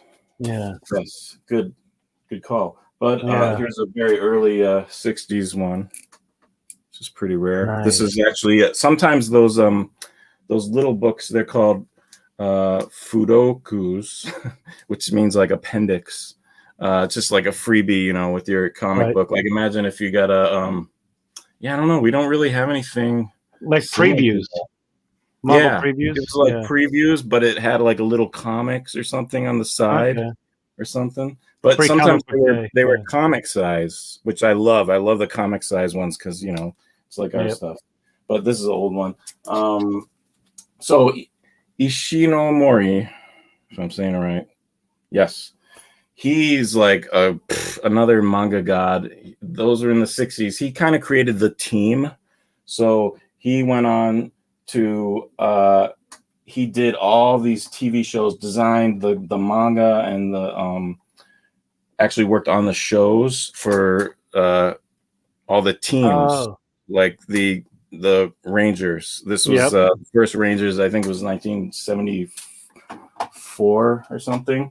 He also did Kamen Rider, which is another like live action show, but it's most of the stuff started out as manga, and he's primarily a manga illustrator. He's kind of Kirby in the sense that he created just a million different characters. mm-hmm. And then after him, Go Nagai, which was the like start of the giant robot, like after Mazinger with the rope, you know, it comes into the head. That was early 70s. That like started this massive, well, mid 70s, pretty much. Yeah, I remember getting those as toys and having them fight the Godzilla. And the Shoguns, yeah. Yeah, the Shogun Warriors, which, by the way, pick up those Shogun Warriors if you can out there. They're really cool. The Marvel did a great version of them. So this is very cool. So this guy, so back to the Battle of Planets. And sorry, DS, I'm trying to make it quick, but you know me, I can blab. But so I just love finding out these things. You know, there's times where you think you like something, and music or art, whatever, or maybe even a friend, and you can like trace it back, and then the world seems smaller because you're like, oh, that guy, he also did this, and he did that. Like, what, you know, all these guys are connected somehow, and the world seems smaller. So what I think is cool is so this was not a manga first. I think they created this for anime. But, I mean, the coolest thing, even if you don't know the story, is the look of these guys. You know, they have these like really awesome bird beaks. thing. Yeah, the beak visors. It was one of his first jobs was being a character designer just for that animation company. But he went on to do... you probably know him maybe from his stuff on the Final Fantasy. Oh yeah, the video games. Yeah, his name's Yoshitaka Amano, and he's done a lot of stuff. And his stuff is kind of he went on kind of more to like doing sci-fi book covers and like magazine covers and all this stuff. And video game designs and covers for games. But I thought it was very cool, like to trace back, you know, that's why that design was so cool, is because it was this Yoshitaka. So anyway, yes, wow, that was a big diversion. But I showed this guy, right? So I took a chance on. I couldn't really understand because the translation is like really bad. Like Google, like I'm at the point where I can translate some stuff better than Google, you know, only if it's like related to manga or toys or something. But I took a chance on another one of those, but it had this weird film on it. Yeah, like a rice paper. Yeah, and I wasn't sure what was going on. Jacket or something that was made. I was hoping a jacket, but the only picture of this whole thing was boom, just like this. Yeah, that's risky, but I mean, you know, I took a chance. I just got this today. I haven't even looked at it, so let's. I mean, to me, it's looking good so far. It looks like protected. Yes, looks like someone just made a good protection cover, homemade cover. But you know, just like I say with the bound comics, sometimes things like this can really preserve the color. So I'm hoping that it's got you know, I'd say it didn't really preserve the cover, the colors too much, but that rice paper. But at least it wasn't some weird like adhesive on the book. Yeah, that would have sucked. So here you go. It's definitely wasn't contact paper. Definitely a cool cover still. Yeah, it's cool. But as you could see, this one is definitely older, and you can tell because it's a little bit bigger. As they did with American comics, they got cheaper as time went on and made them smaller. But and perhaps, you know, that's could be part of why the color is better. But I mean, I wouldn't be surprised if you could find one of these, you know, someday or whatever that's as vibrant as this. But that's pretty cool. Shadow. And then this. So the part that sucks is like some of the mega keys, which is funny because they're the mega key of manga, but they're nothing like the prices of our mega comic books. But they're almost as hard to find. But it sucks because some of those are such classics that they'll be reprinted, and you know, you can't tell. You know, there's people trying to rip you off, no matter where they're from, and that's one thing you have to worry about, especially when, you know, in general, even if you knew the language, you know, they could just try to rip you off as a weathering a reprint or something. And this is one of my biggest grails, probably. It's from 1953. It's the first. So this character was in the mangas, the big mangas, for about maybe a year before this, but never on the cover or anything. And but he finally had his own appendix, you know, which is like, to me, is like that's the real comic. Like that's the first comic, unless perhaps he was on the cover of that serial. But this is one of the top grails, probably top 3 for sure. 1953. It's one of the oldest, and it's by the Tetsuga guy. And I think I showed this before. It's a early. Yep, Astro Boy. Yeah, that's awesome. Astro Boy. Yeah. And I knew that there were some reprints of this, and I've looked at them best I can from pictures. And the problem with reprints is like no one really needs to take like high res shots of a reprint. They just don't, for some reason, you know, like, so you can't really inspect it and compare it to like what might be an original, you know, as much as you'd like. But I was always a little worried, you know, because there's no CGC or nothing, you know. But I finally was like, and I've done this with a couple others, where I'm like, you know, I'm just gonna buy a cheap reprint. That way, you know, at least I'll have something to compare it to. So I got mine in of this finally, and as you can see, look, it's totally weathered and stuff. Oh yeah. And that's kind of like, that sucks, man. And they pride themselves in the descriptions from the company that made it. I think this was made in the early 2000s. They pride themselves on like being as close to the original as possible. And if you could see, there's writing on here. This has like the date information, and there have been a few. There was another reprint that had zeros where the numbers were.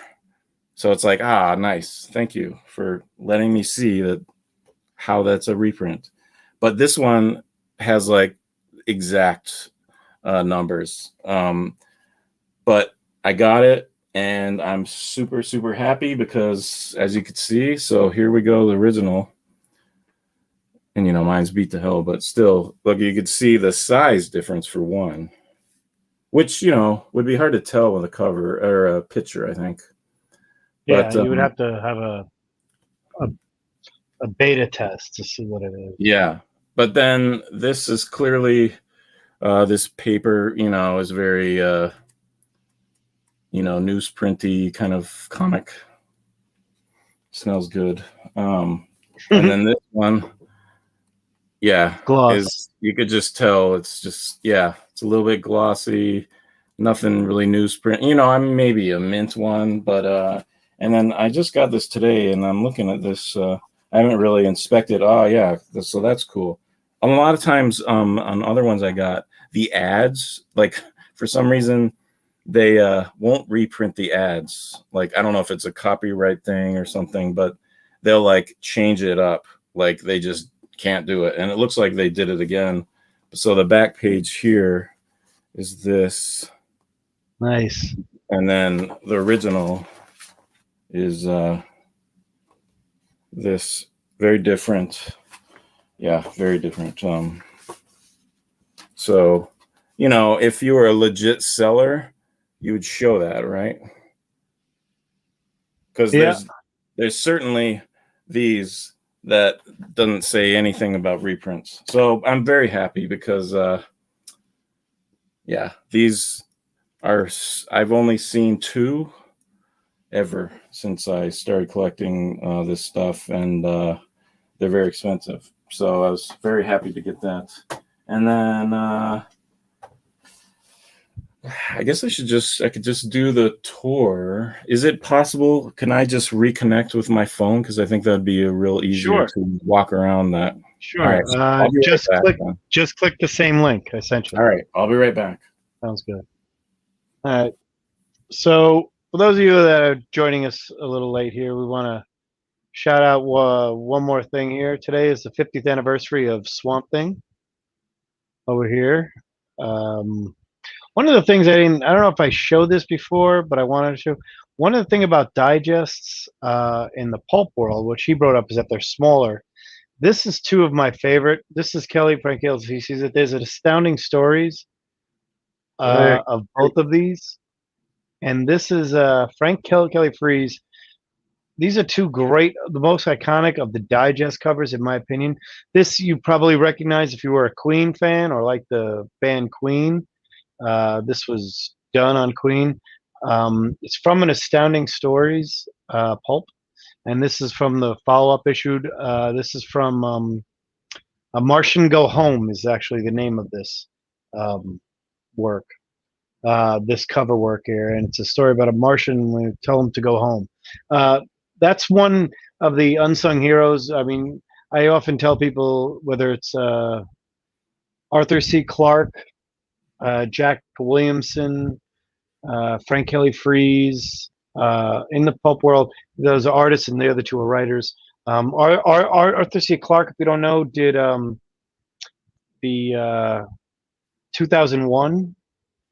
Was the original writer of 2001. Jack Williamson is one of the best writers of that era. But when we were talking earlier about why people buy pulps, I've met a lot of people that buy pulps that are Jack Williamson or Seabury Quinn or H.P. Lovecraft, or and you go through there, and there you go.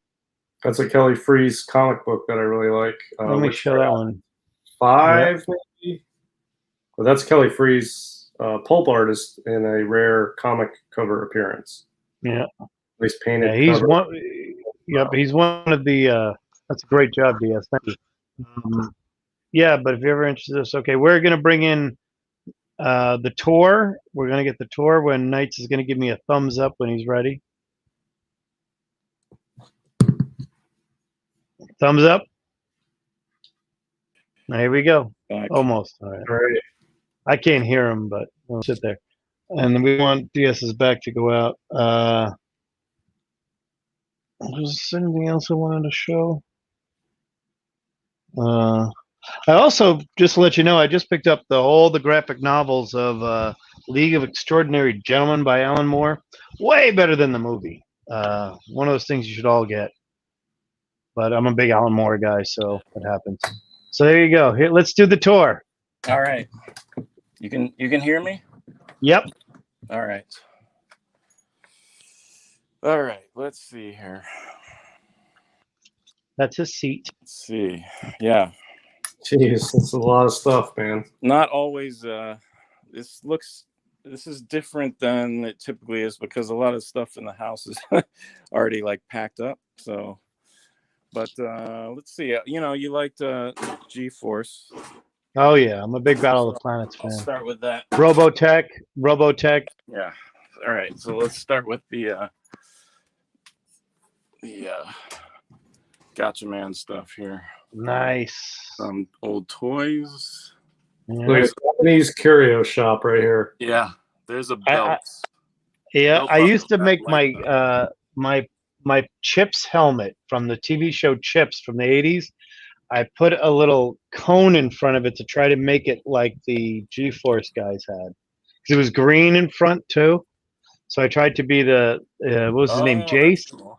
Jace was the bad guy, or the rogue, the Raphael, so to speak, of the bunch? This right here, this is super rare. This is Wow, that's the still mint in box, huh? Japanese version of the toys, the action Yeah, figures right. that we all wish we could have had in America, but we didn't. They did get them in Europe, and if you want to get them, those are a little cheaper to buy. The glare. No, but they look great, and they're all rubber, right? Because those These are are the plastic. The plastic. heads are Okay, rubber, and the heads are helmets rubber, are right? rubber.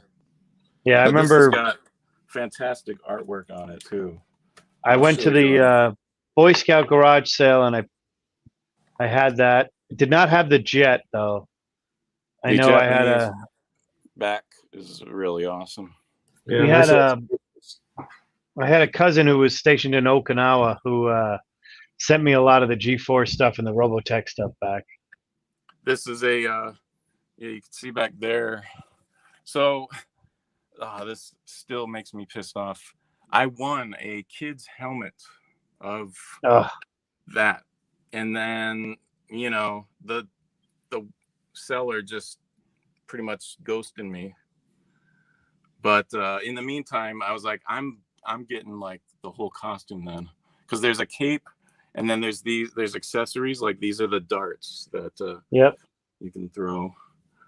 Sorry for the glare, but and then the belt, and but then I didn't get the helmet, so that really sucked. But these are pretty cool encyclopedia books. They're hardback, very old. These are very expensive. These die-cast metal toys. I'm not a huge fan of those because there's like 3 different Gotcha Man or G-Force. They call it Gotcha Man. Gotcha Man's Ninja Science Team Ninja Gotcha Man. It's like this crazy name, but it's pretty cool. But there's a couple of different versions, but it's the first version I really like, and that has this ship here, the God Phoenix, which I have a few metal ones, and then I've shown this one, this really big toy. Did they ever make a flaming one? They had a red variant of not this model, but the like 3rd ship, and that's like mega expensive, but it doesn't really look like. I mean, this is Fire Phoenix, like 1975-ish. Yep. Yeah. So it's not, toys aren't that sophisticated. These are designed by Popey Toys, which is pretty much everyone says, the king of diecast. Like they made the best diecast toy. Like you could put the worst Popey diecast against any diecast from any other toy maker, and Popey would win just from the detail and it's got a lot of gimmicks like firing stuff and transforming and separating stuff. But it was a subsidy of Bandai, which is a big toy company. But what's funny is that it only lasted 10 years. That's the only time that they did the diecast, which is, I think it just got really expensive to do metal. I'd love to have someone do like a documentary or something about that, because I think it'd be really fascinating. But here's a pack-in comic that had Gotcha Man. It's hard to there's a few serialized Gotcha Man comics, but it's nothing really that great. So let's see, I guess I'll go a little bit modern with that. Modern. So early 80s. Robotech. Robotech. Yeah, this is American. Yep. It's pretty but nice. It's still mint in box. Yeah. It's a pretty good, I wouldn't say mint, but it's pretty nice. Like the stickers weren't even applied, and the stickers in the back there. That's nice box art. This is that was a toy from that, and this was like the 3rd series. Yep. And then he was the Jazz of the Transformer. He was the wisecracking assistant. I took this thing out of the box to like transform it when I got it, and I was like, oh my god, what a nightmare. It's like the most insane thing to transform, and like I was so afraid that it's gonna break. There's certain plastics from the 70s and 80s that are very brittle and just break nowadays, so like the Voltron with the cars. That's a Popey, and blue Popey plastic is apparently one of the brittlest, pieces of all their toys. I've shown this, I think, on Instagram. It's the first. See, this is how you do a first appearance. This is how it does it right. This is a weekly thing. So it's all these stories, but his first appearance, he's on the cover, so that's awesome. And Fist of the North Star, like we call it, and likewise, this is Akira's first appearance. Oh, nice. These both are very hard to find. This one especially. What do they call Battle Angel in Japan? That is called it's like GUMM or GUMN. Yeah, I heard it's just one word. Yeah. I've been looking for that, and that's very hard. It's weird. Like some of the early 90s, late 80s stuff is very tough to come by. I don't know. They just they didn't keep it. Let's see. All right, I'll go down to okay, I'll go up here. Oh no, I'll go down here. This is Gona Guy. You heard me mention him. He's the creator of Mazinger. He also did. These are some of his characters before he did Mazinger. This is called Cutie Honey.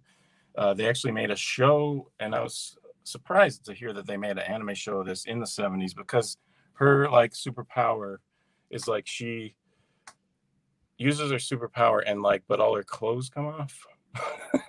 So I don't really know the that'll full sell extent, but this was an early cover of hers. Not the first. Check out Red Sonja. I've been looking for it. And then this is another one. This is like another one of his characters that the woman is. He's kind of, so before Mazinger, he was known as like he brought kind of the sex appeal and like some of that stuff to manga, which was not there at all before that. So, and he got in some trouble for that, but he also got extremely popular. And he didn't really, it wasn't like anything too negative. It was just kind of like, oh, we don't talk about that stuff and kids stuff. But he created a lot of stuff. Here's another thing he created, which turned into a, and he also worked with a bunch of guys, Ken Ishikawa, which is like, so a lot of times people will say, oh, it's a Gona Guy book, but it's often Ken Ishikawa. I might get it wrong, but they work together, and this is a Battle Axe or something like that. This was a live action show, so was this one. And then I'll go over here. Let's see. This there's another guy, Leiji Matsumoto, and he created this. You might know the Star Blazers, right? Which is Yamato in Japan. And here there's some really nice toys, big ships. I had one, and it's really cool. It does all kinds of stuff, shoots stuff, and this one's primarily plastic. And then I found one that was in the box. So I was like, well, and I thought I was going to sell this one, but yeah, I didn't. And and then this one is all metal. That one's really cool. A lot more expensive. I don't have the box of that, but this is their robot. And then here's a manga of it. I was just watching a fan-made but quite well-done documentary on this series. It was pretty neat. So this artist, Leiji Matsumoto, he did a lot of manga before this, and here's some of that. He also made Captain Harlock, which you might have, I don't know if you guys would know him, but he's kind of like this space pirate. But he was well known for that, kind of this like space opera kind of stuff. But this was, before Star Wars.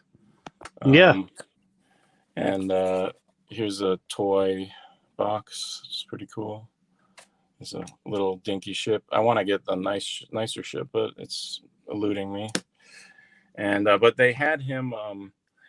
They wanted to make this TV show and movie with this ship, and it was originally like an asteroid flying through space. And then, but they had him come on and then design the characters and do stuff.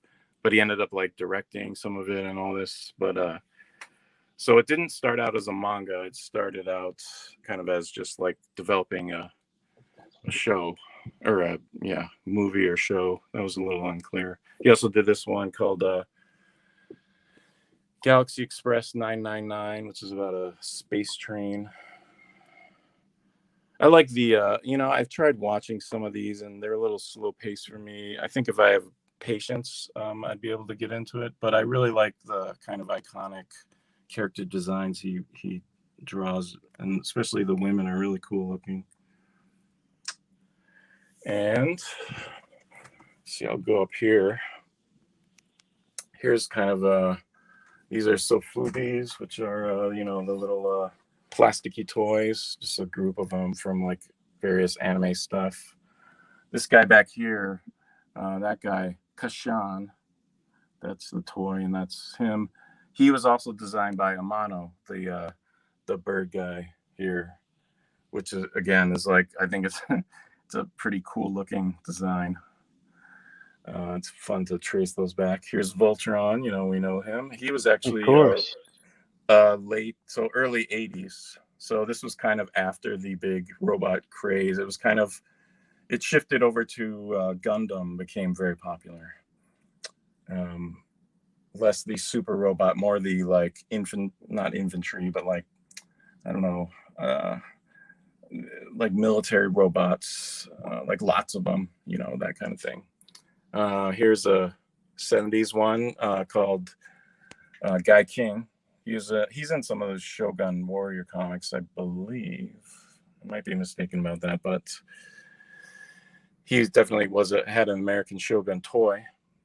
And the funny story with him is Go Nagai. This was like 76-ish. Go Nagai actually created him, but they didn't credit him, and they made a whole anime show based on this guy, which is pretty cool. Nice. This Daiki Maru is like a giant spaceship, and part of it like transforms into this robot here. Geek Aficionado says he's got the Captain Harlock series. Nice. Oh yeah. I've seen some of that manga or comics. He's a big fan of the Macro Saga. So. Oh yeah, I love it. I don't see too much of the like manga from Macross, but yeah, I believe it was created as a show first. I like the stuff that's the comic first. Actually, let's go back here since we were talking about Go Nagai. So here I talked about him before, Devilman. So before Devilman, though, he created this back kind of around when he was doing like this kind of risque stuff, which was very mainstream as well. But it was just, I don't know why. It's kind of like the more popular he got, they couldn't do anything to stop him. Or they, realized it was making a lot of money. So this, around the same time he created this guy, Devil Dante, which is kind of this like demonic hero guy. And then he morphed into Devilman, which became this was kind of his first big hit. They made it into a cartoon. I have seen that one in a couple of the cons here. Some people have a lot of Devilman items. Yeah.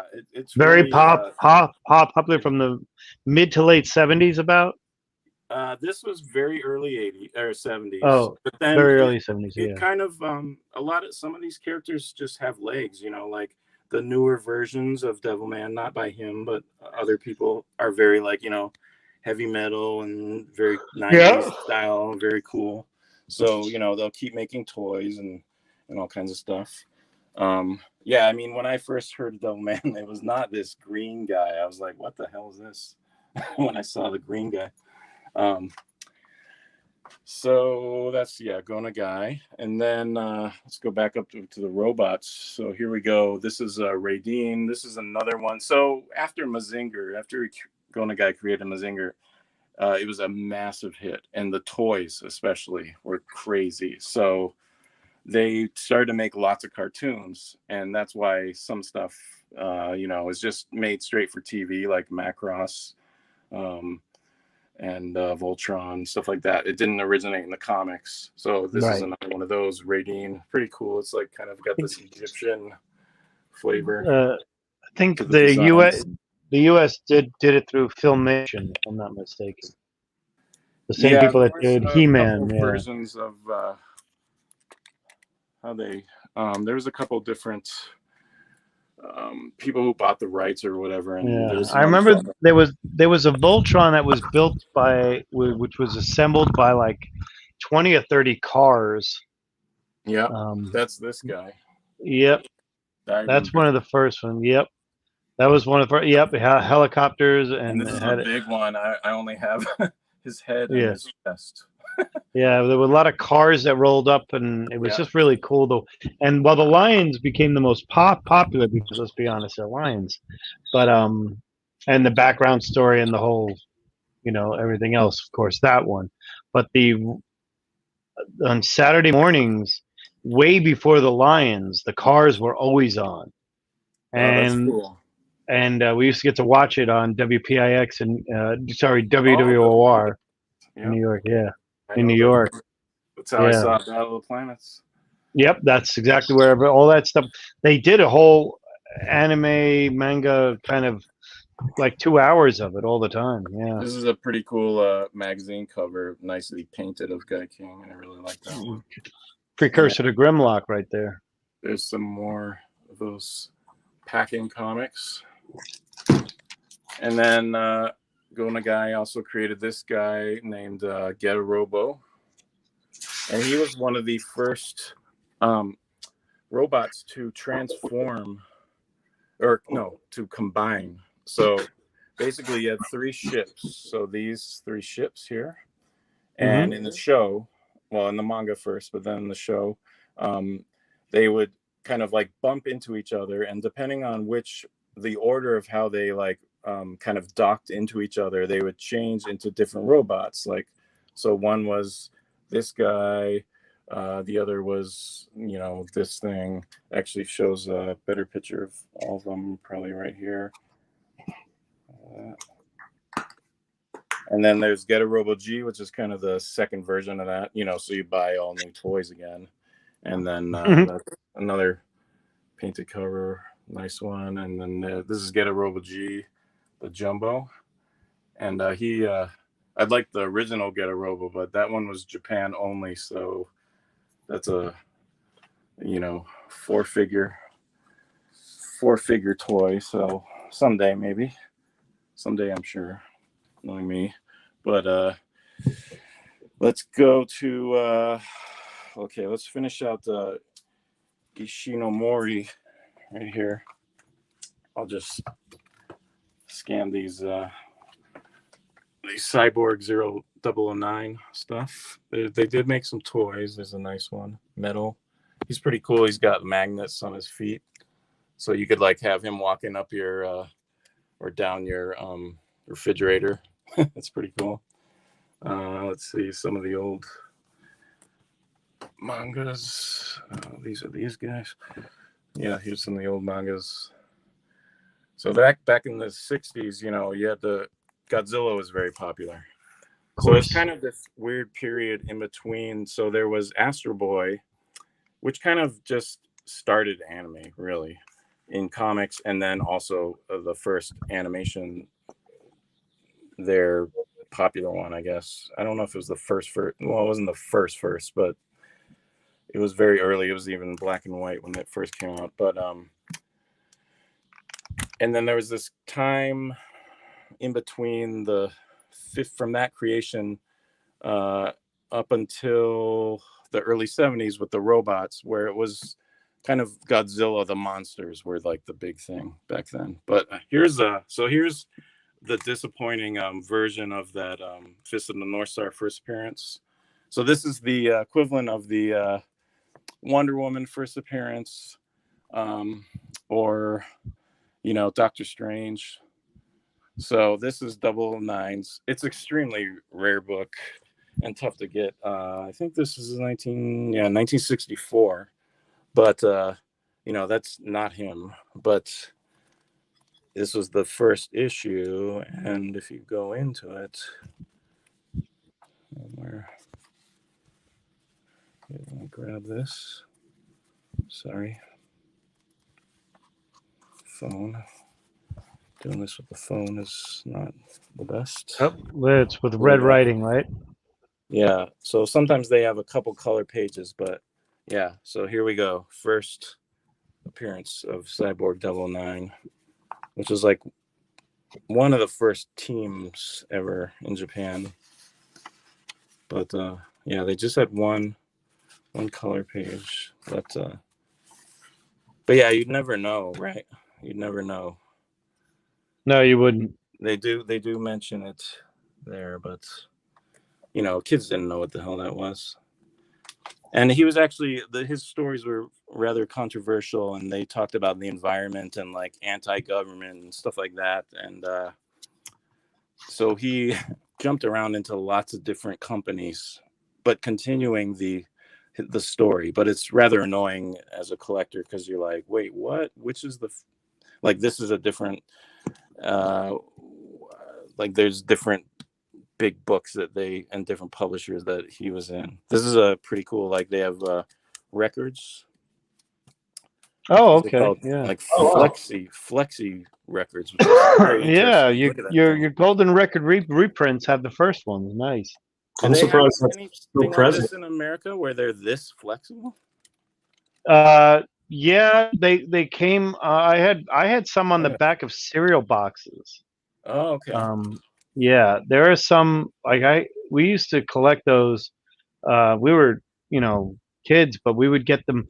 They would come in a square, like a box like this, and like you had everything. Like Burger King would have them, and it would be stories and whatnot. And then if I'm definitely dating myself now, you could actually buy these books with records attached to them, and they did everything from Winnie the Pooh to Star Wars. Yeah. And those records were sometimes floppy, the early ones. And I've looked for the Wizard one, and you'd know to turn the page by whether I remember the Star Wars was the chime or the R2D2 beat.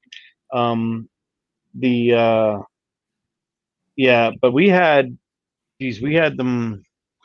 They came out. Often you'd order them in the mail, and they'd come in an envelope, and like just a square envelope, and it was just a piece of paper, like very flimsy, and you'd have to put a real record below it, like a 78 or a 33 below it, and run it on whatever speed that it was required to have. This is another one. Babes in Toyland, yeah. Ishii no Mori, Kikaider, which for some reason is massive popularity in Hawaii, like even to today, which is very interesting to me. It's like as also Japan, obviously, but like some of these shows, depending on where they aired them, they have massive followings. Like Grandizer, this robot I'll show you later, like that's like huge in France and Italy, and there's this other one that's like only Philippines, and it's very, and like for us, it's the Voltron, which is not even very popular in Japan. He created this guy. These were live action shows. But this started out as a manga, actually. This one, Kikaider. This pretty cool, Zubat. I like the cowboy with the guitar. Yeah, actually, yep. Mm-hmm. And who's the rhino? Yeah, it's kind of funny. This is like a shark or something. They have a manga, but it's not very good. It came out after the show, so I just grabbed this. Like, I like to get the toy and then like some kind of paper product. This was the best one I could find. I like that. The initial drawing is pretty cool. And then this guy is very awesome. His name's Inazu Man, and he's like wild looking. Like, and this was a live action as well. It's hard to there's a better picture of the actual show. Oh, okay, yeah. And then there's another one, Detective Robot. And then he also designed. He got huge though from. So he originally made this manga called Skull Man, and they thought, yeah, this would make a great like show for kids, like live action. But they didn't. The skull ended up being like too scary, like in tests and stuff. So, but they love the story and all this, so they changed it to an insect head, and that's how you got Kamen Rider, which, you know, all these guys are like, each one of these represents a year of a live action series. So there's been a lot of them. But yeah, there's a lot of great manga. Like this book is just filled with manga. There's some great covers and stuff.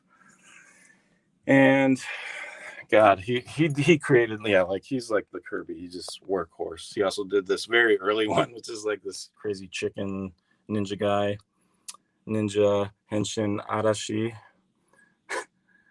Very wild. And then the team craze with the Rangers Sentai. Yeah, it looked like this.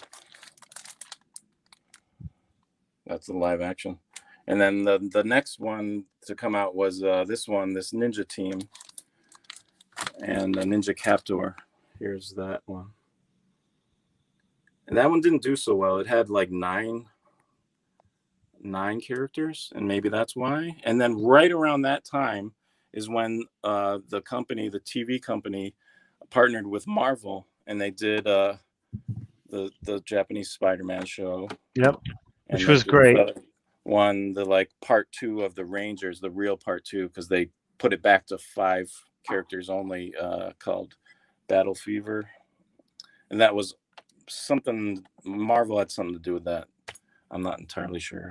There's a old story that Stanley actually invented the modern day Power Ranger. Well, yeah, in Japan. A contact was in Japan doing the Spider-Man, and while he was there, he says, "Why don't you do this?" And that's exactly how it came about. Well, yeah, you know, but a few years before, they already had the Power Ranger, and that's why he was even interested. So, but that's all right. I like Stan Lee's kind of legacy as being his source of creativity. This was also another series he did called Akumizer as a live action, and then it branched into this one called Bipyun, which was like these apparently, and it was a live action show, but they were based on like rejected designs from the Kamen Rider, which is kind of funny. Oh, okay. You could see kind of the similarities, I guess. I don't have. Oh, I do have. Yeah, here we go.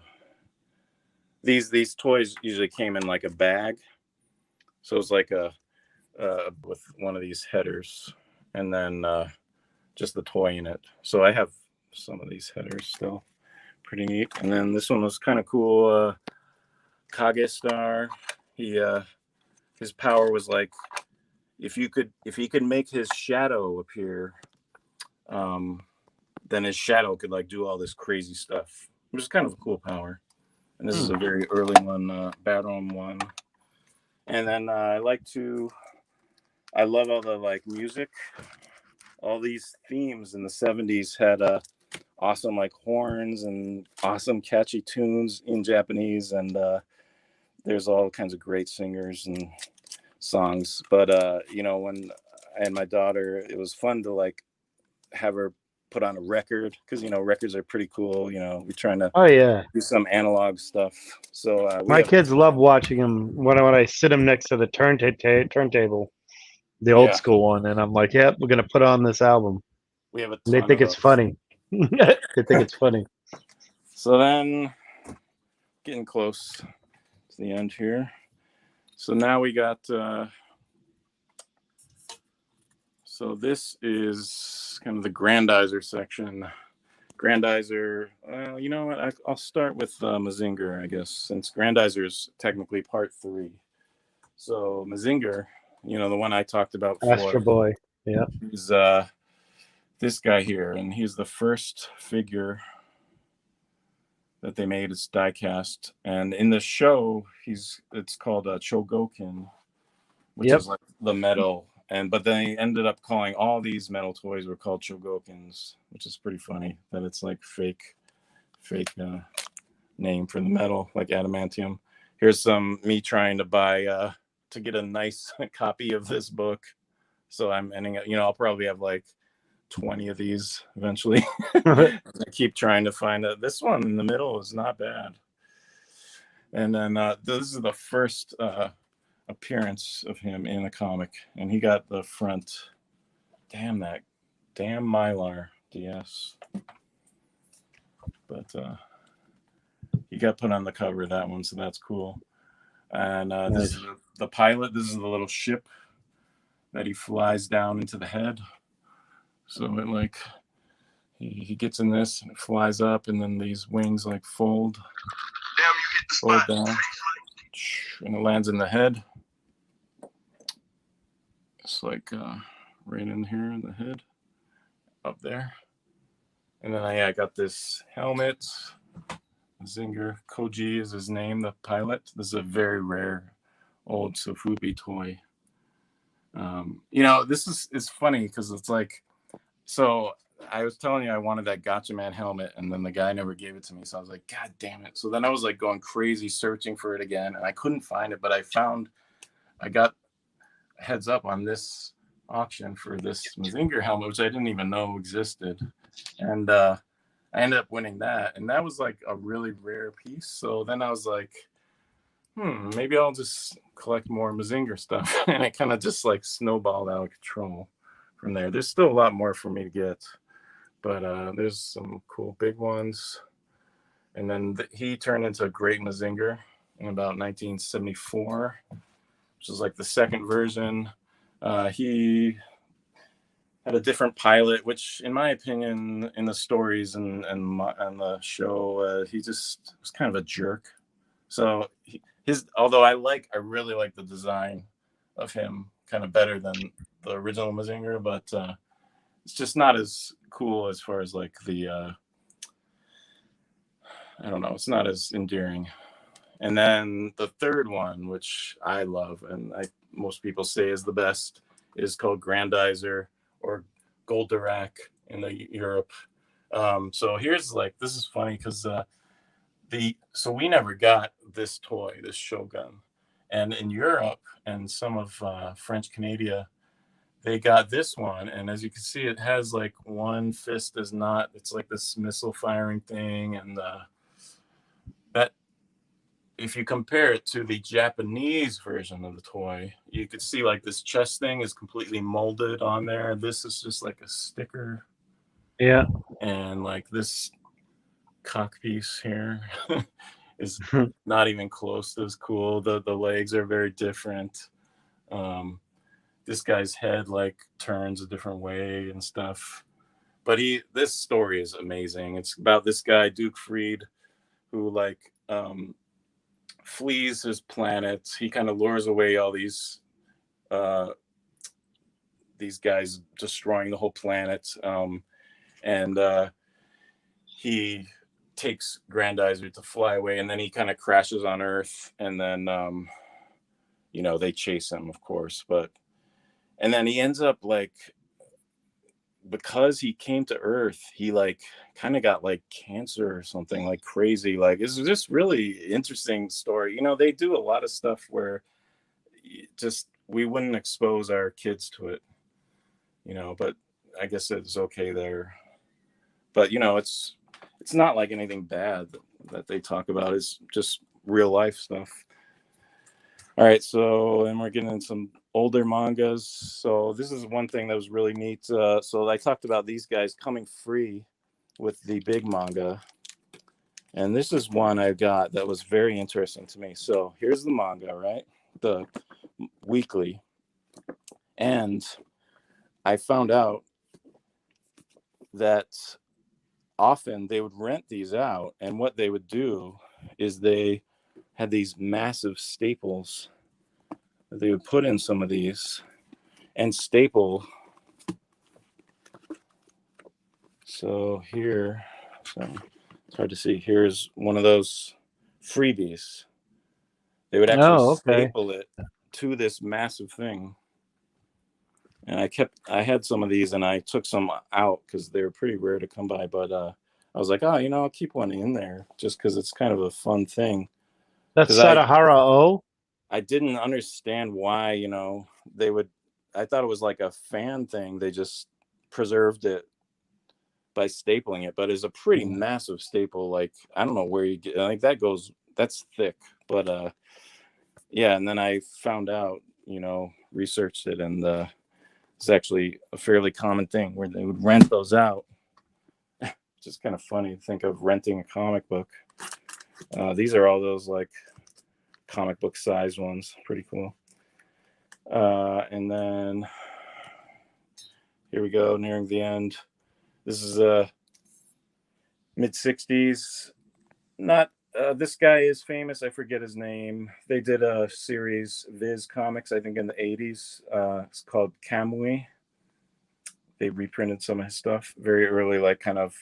This comic was called Gato, and it was very like kind of like the heavy metal comic, like adult comic, kind of, like violence, a lot of violence and stuff. But I love these covers. They're very nice. And then we get to the golden age, the real hard ones. So here's a Tetsujin. There's a toy. They remade the robot in the 80s.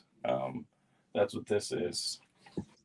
But he's still a very awesome rare toy. I showed him, I think. But here's what he looked like way back in the 1954, 56. Let's adjust this crappy light. Yeah, and I explained, DS helped me figure out if this was one of those things where I wasn't sure if I was getting the reprint or not, but this is like super, super rare. It's the first comic of Tetsuya. Yeah, I'm still not sure. Do we ever determine if it was original or not? Well, we thought it was worth taking the chance, and I haven't bought a repro of this yet, but after seeing the repro of the other ones now, I'm pretty solid that this is real, just based on the paper quality and all that stuff. But someday I'll get it. I'll get it when I find it cheap. But yeah, he originally, so this is Tetsujin 27, and it was like this bad robot, and you can see him there again. And then like it took him a bit to like change into the 28, which was called Gigantor. It was a cartoon in America. Gigantor. It was before my time, but I really like it. And then he kind of got more form as time went on. This is still in the 50s, but he started to look cooler. Here's a really classic cover of him fighting this giant dinosaur. But this was a kid. This character here controlled him with like a remote control kind of thing. So it was before, it was still until Mazinger where you got this guy piloting the robot. That really changed stuff up. But it all pretty much started here with Tezuka's Mighty Atom, the Astro Boy, 1952, 53. And I was very lucky enough to get a second copy of that first one right here, original. So yep, that's super great. Happy about that. The only two I've ever seen since I've been collecting this, I have. I'm sure I missed some, but And then that's pretty much it. I mean, you could see like I have more just manga in these, spinner racks and stuff. And, looks like my wife went to Shake Shack. Nice. Be right back. And there's some boxes for those massive ones. Yeah. But yeah, that's this cool little Japanese historical display. Nice. Which, I don't keep my stuff like this. I like to pack it up and not let it get exposed to the light and all that. But it was kind of fun to do this. So thanks. probably more than you ever wanted to know. No, it's really cool. Now was the time while you're moving.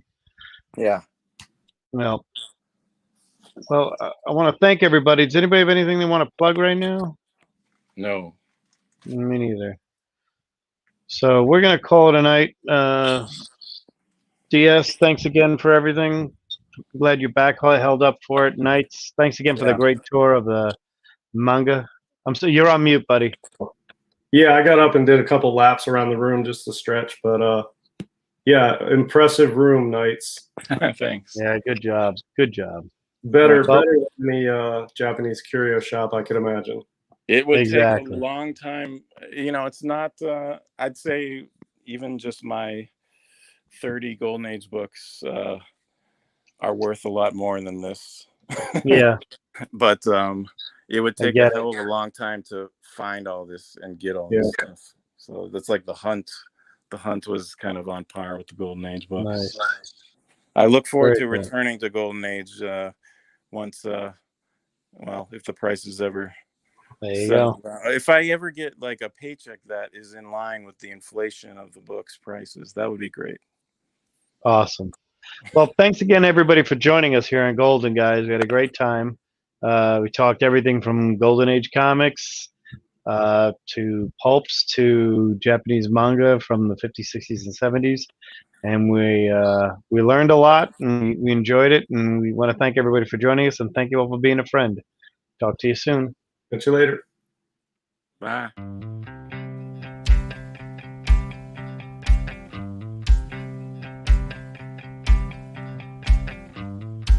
Thank you for being a friend.